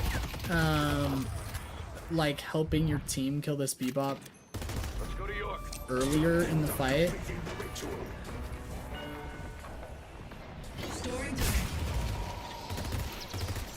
Like, I don't know, I feel like you spent too much time on the bridge, like, looking at a Vindicta and a Mina that were really far away. Explosives planted. Time to do my thing. I see the Dicta. Hear this. defend the stronghold.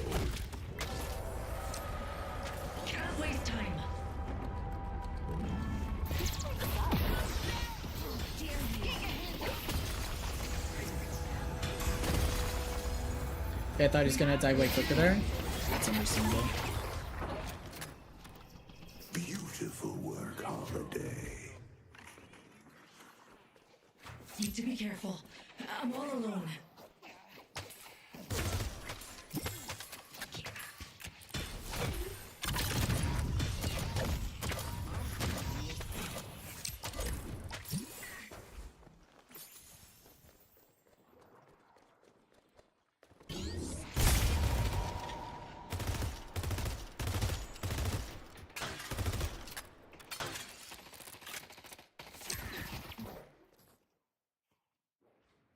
Time to make my move. We need to go by. Oh, look at this part. Dang, that Bebop took damage though.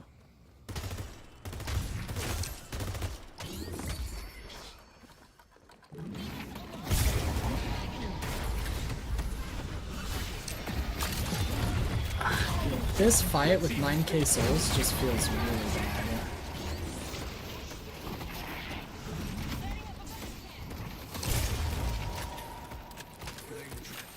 You would be doing so much more damage if you had Spirit Burn. Accelerating time. Thanks, Holiday. And you just don't need Trophy Collector at this point in the game.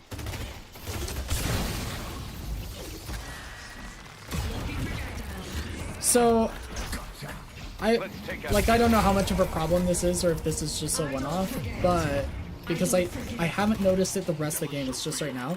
But after some sort of major objective that unlocks a lot of souls, I would try to find time to buy or tell your team, like, I need a second to buy before we push or before we fight. Because you should not be sitting on 10,000 souls for this fight. This is like... Also, I would just reset and not lose your juke. I would just leave. Ready to use item. Yeah. I haven't noticed buying being an issue the rest of the game, so I'm not too worried about it, but I'm just gonna make a note of it right here. Like, after mid-boss, I would say, hey, before we fight, like, I need to go buy really quick or something like that. You know what I mean? Like, I just think... I don't know.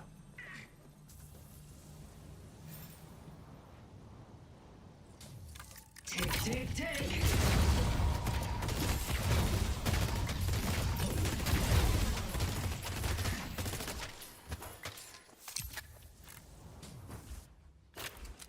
Oh no! See, I would have backed and I would have sold Trophy Collector for, you know, Crippling Headshot, whatever you're building into.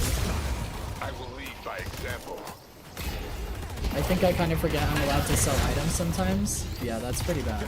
Oh, we rushed the Carbine shot. You gotta be careful, this page will actually nuke you.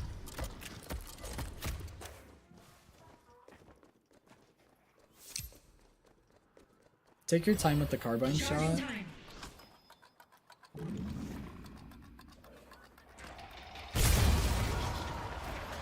Nice. You guys' waves are terrible too, which is a problem.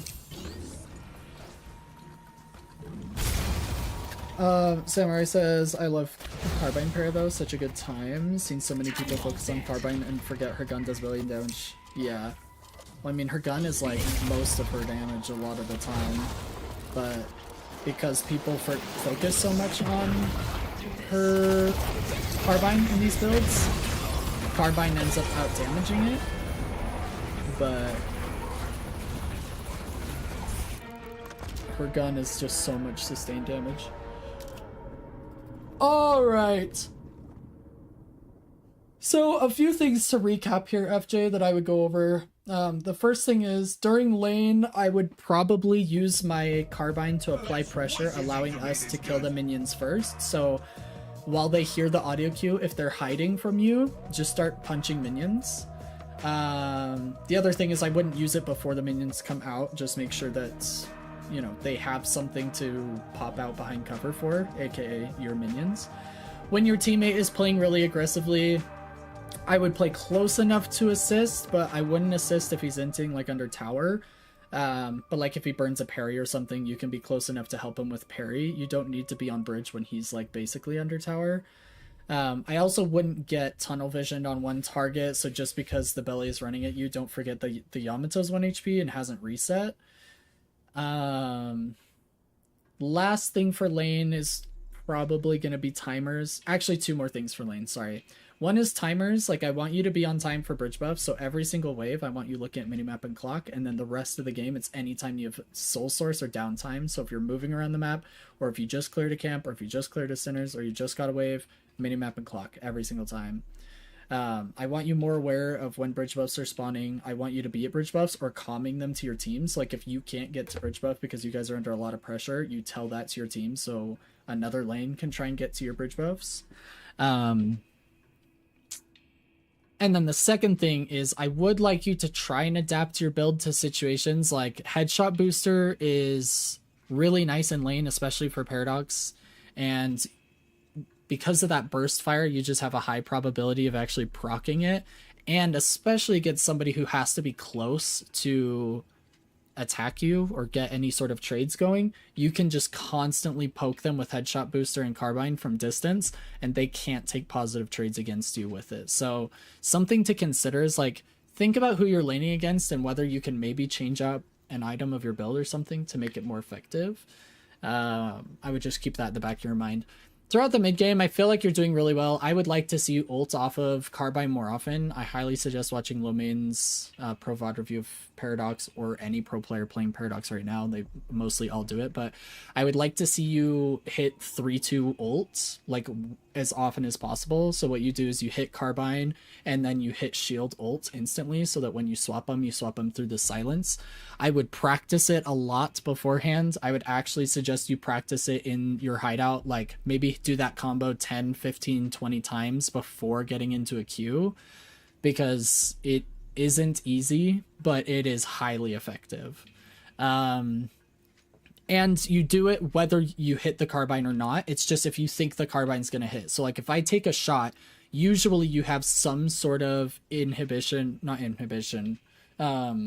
you have some sort of intuition as to whether this is going to hit or not. So you have like this idea of, I think that carbine's going to hit, send the combo at the risk of missing it, because if you try to react to whether your carbine hit, you will miss it. Like, the timing is not there. And you'll see Lomain do this in the video. But you have to be able to risk missing the ult because you missed carbine if you want to get the timing down. It's that short of a window. And I wouldn't build to make that easier. So I wouldn't build like superior cooldown, or superior duration rather, so that my carbine lasts longer so it's easier to hit. That's just like, it's a skill issue at that point. Like, I wouldn't make your builds compensate for skill. I would just put practice into it, if that makes sense. I feel like those are the major points I really wanted to touch on. I can't remember if there was anything else that was really major, other than just paying attention more to the minimap as a pick hero. I feel like you guys missed a mid-boss opportunity. That's mostly your fault, because you should have been the one calming it as a pick hero in this game. And there were times when you could have fought with your team, but you backed up and got scared. So as a pick hero, you want to play with teammates. It's the only way you can get kills. You can't get kills solo reliably in high elo unless they're making a plethora of mistakes. So we have to assume that they're going to play correctly, and pick heroes can almost never get a 100-0 trade unless it's like, I don't know, against a support or something that does no damage. But yeah, play with your teammates a little bit better there. Yeah, I think that those are the main things. I think for the most part you played really well. You hit a lot of carbines. You have decent macro, or micro, I mean.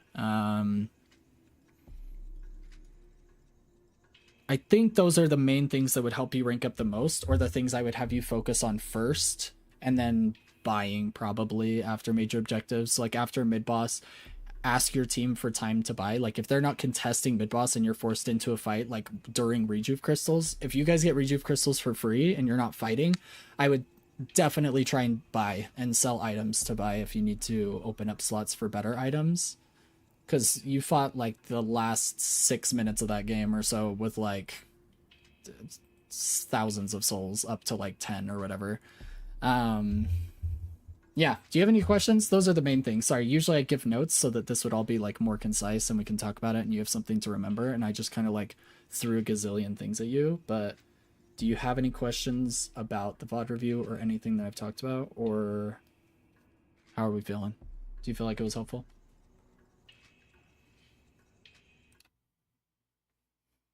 In 3, 2, 1, let's go. Feeling good? Awesome. All right. Well, hopefully it helped. Hopefully you'll start to see some improvement too as you start to implement these things and have it in the back of your minds. But feel free to make a request, you know, some other time if you want more coaching. Excited to try that ult combo? Yeah, give it a try and let me know what you think. Feel free to come back and into the chat. I mean, hopefully we'll see you around more often, but like, feel free to come back and kind of report and be like, yo, I've been trying it, it's been working really well, or I've been trying it and I'm missing all my ults because I'm not good at it yet, or like whatever. But I'd like to hear about your progress. It's fun for me. All right, so ladies and gents, I think I'm gonna end the stream there actually. Think we're gonna get off to a weekend here. I actually will most likely be streaming tonight, but it will not be Deadlock coaching content. So feel free to come hang out, but it'll most likely be gaming with the boys. And I don't know if it'll be a silent stream or not, but feel free to jump in. Even when I am silent streaming, when I see you guys jump in the chat, it like makes me super happy. So come hang out, and I will see you all tonight most likely. Otherwise, I will see you guys next week. Hope you all have a wonderful weekend. Thanks so much for coming into the stream today. It was a lot of fun. And yeah, glad we got to do some coaching, some pro VOD reviews. Really appreciate the support on the channel. You guys are always the best at supporting me. So thanks to specifically our Patreons and then all the subs and whatnot. Really appreciate you guys. But you all have a wonderful weekend and feel free to join later.